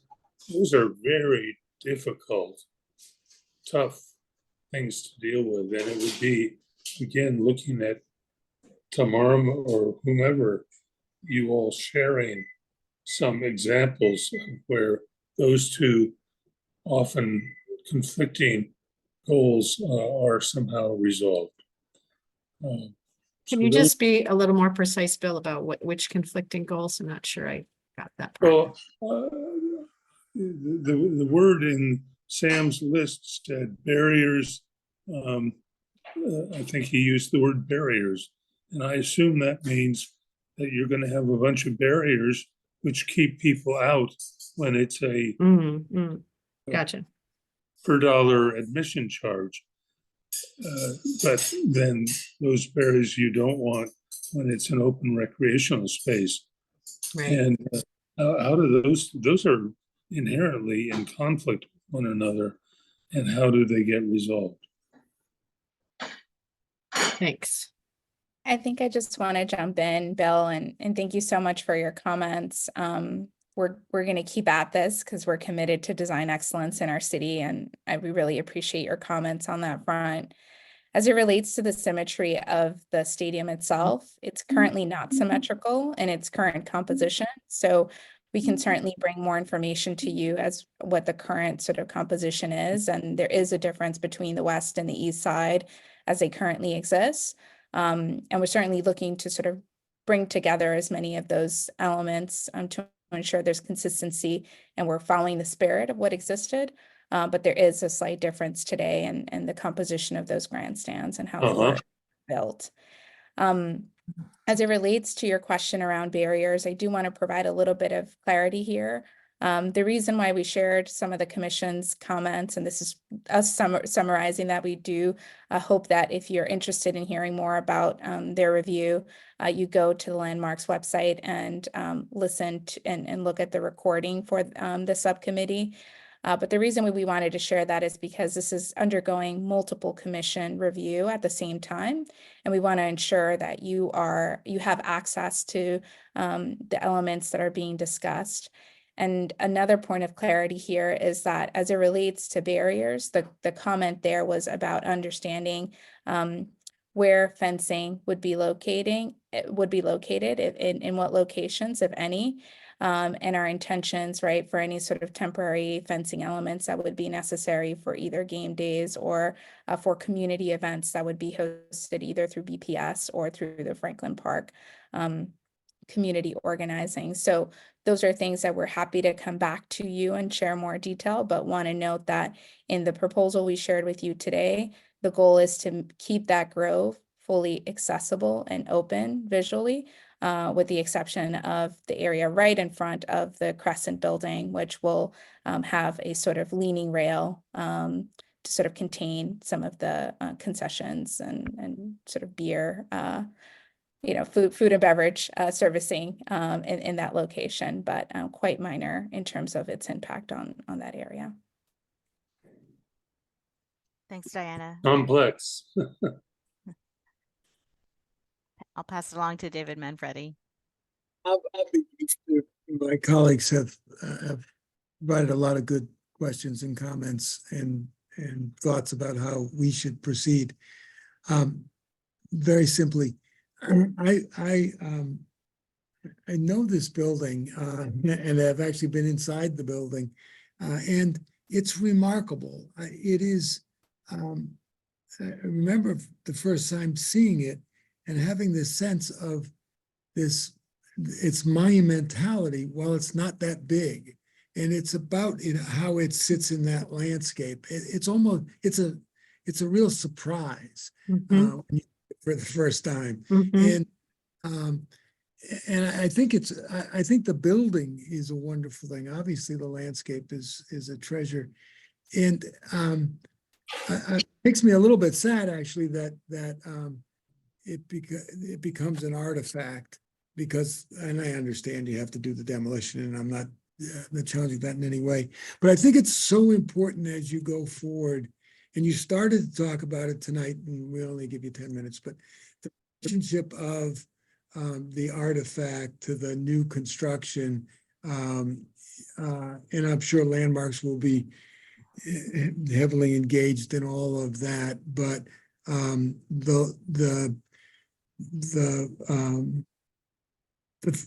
the artifact maintains its integrity and scale and relationship of the white to the green, I think is so important and so precious. And I don't know if, I don't know, I'm not saying, I don't know if what you've proposed so far is the absolute right solution. I like that the canopy lifts and floats, and I think that's so important. But I don't want I really treasure the, I don't want the artifact to become minimalized or made unimportant, because it's remarkable to me when you think about the history of Olmsted, and then Desmond and Lord, separated by decades and philosophies, and yet how one fits so well into the other. I think this is a great start. I loved your presentation, and very interested to see where you take all this. So thank you. Thanks, David.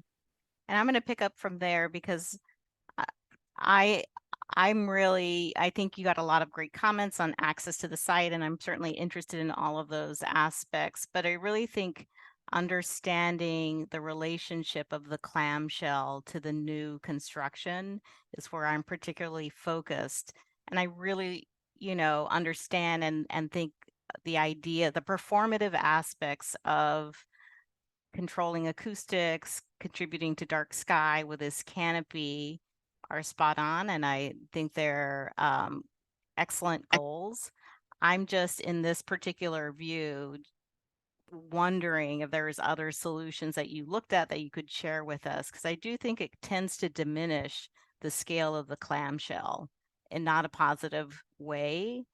And I almost feel like that video is fantastic. I loved it. It's super convincing, but I really feel like almost straight up elevations. If we could just see very clean plans and elevations of how the clamshell in plan relates to the new construction, and then in elevation, how this clamshell and its extensions relate to the roof, it might just help us, because I think this 3D modeling is seductive, but I just think this is where proportions really, really can play a positive role in the overall composition. Definitely hear you, Mimi. And I'm not seeing any other commissioners hands raised. So Christina, we can see if there's public comments. I think it would be helpful. At this time, we'd like to invite any members of the public in attendance who may wish to contribute public testimony to raise your digital hand, and staff will call on you. If you're calling in by phone, press the number 9 on your dial pad to activate the raised hand function, and dial 6 to mute and unmute yourself. Please state your name and any relevant project affiliation information, and please keep your comments to 2 minutes. Sarah Freeman, are you able to unmute yourself? I think so. Can you hear me? We can. Yes. Hi. I have a few questions. Interesting. They were kind of similar to the landmarks folks, but not completely. I've been to several meetings on this project, and I'm still not clear how will things like truck access, food delivery, anything like that that has to come in, where would that be? And let's see, the other questions were related to that, the bus queuing or pick up and drop off. The scoreboard still isn't clear to me how that might work. The area that was described as the tailgating edge, I believe, is the zoo parking. And I think they're describing, they meaning the BUSP, as no parking on the site. So tailgating, maybe they mean a picnic area, but tailgating theoretically should not be possible, if I understand correctly. And last, in the earlier meetings, the canopy was kind of leafy pattern, and now it looks more flat, like fabric. So I guess I'd like a more clear understanding. Oh, and then last but not least, someone referred to controversial. There are outstanding legal questions that I hope will be answered, but if this moves forward, I certainly want it to be done well. Thank you. Thank you, Sarah. I think, Christina, if I could, in this moment, if we could enable Morgan McDaniel to make a statement related to Sarah's point around the legal aspects of this project.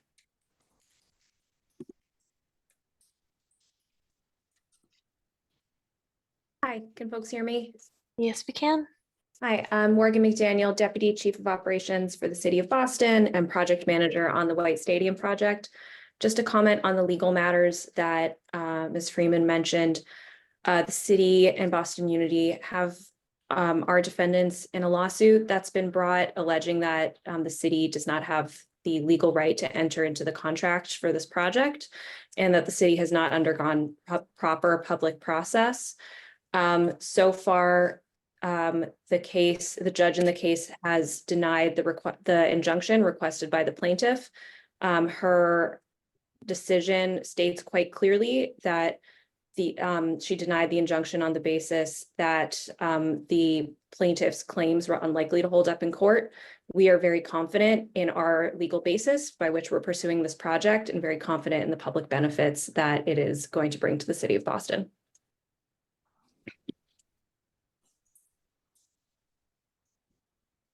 And if I could just quickly clarify the tailgating mention, which I probably shouldn't have used that word, but it was actually described as such, Sarah, in the Franklin Park Action Plan. It was just that area of parking, which people, the neighbors actually tend to use exactly the way we showed it, that they pull up and just use the edge of the park there. And we were not considering changing that in any way for this this project or proposal.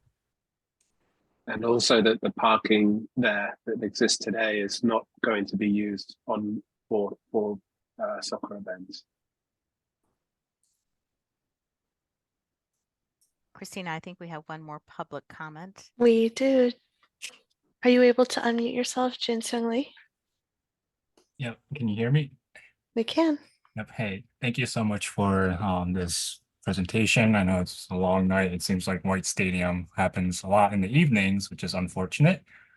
But one question I had was, I think this was somewhat new because I didn't see this in the first design meeting of the White Stadium, but there was going to be tree impact on C1 and C2. And I'm wondering if there's more information on that, because I know you mentioned those are some legacy and heritage trees, and I believe we have those in our I also work from the Emerald Necklace Conservancy, and I believe we have those in our tree inventory. So I'm wondering what your plans are with that, and would love to know more information. So thank you.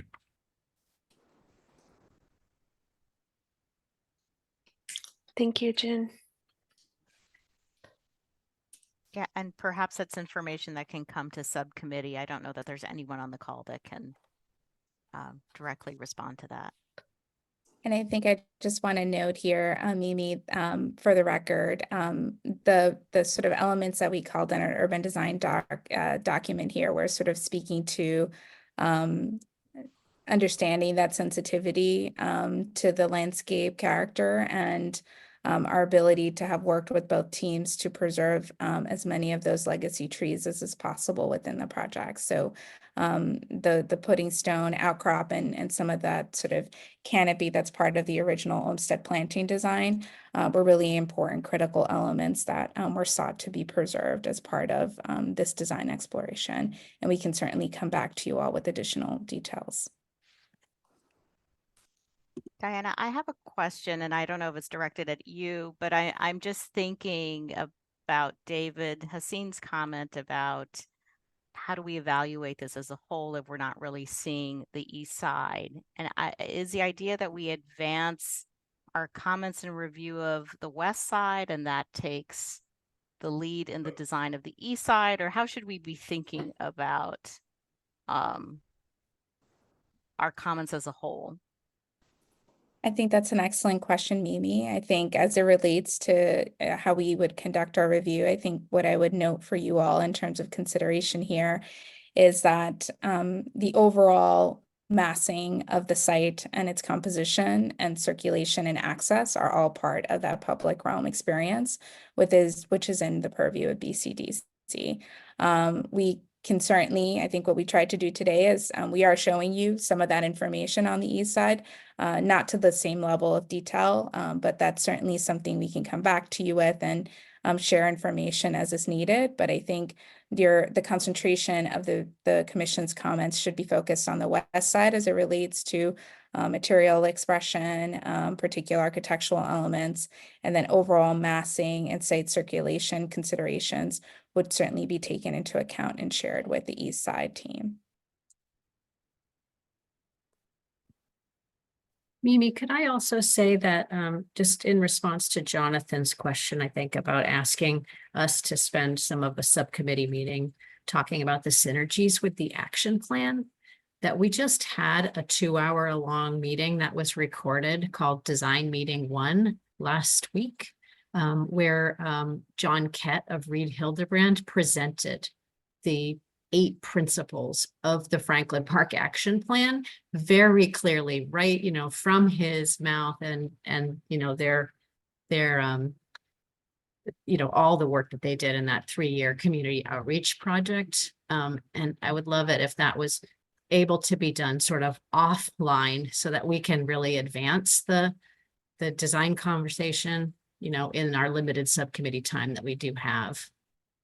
That's a lot to ask, but like a kind of Yeah, a I'm homework less assignment.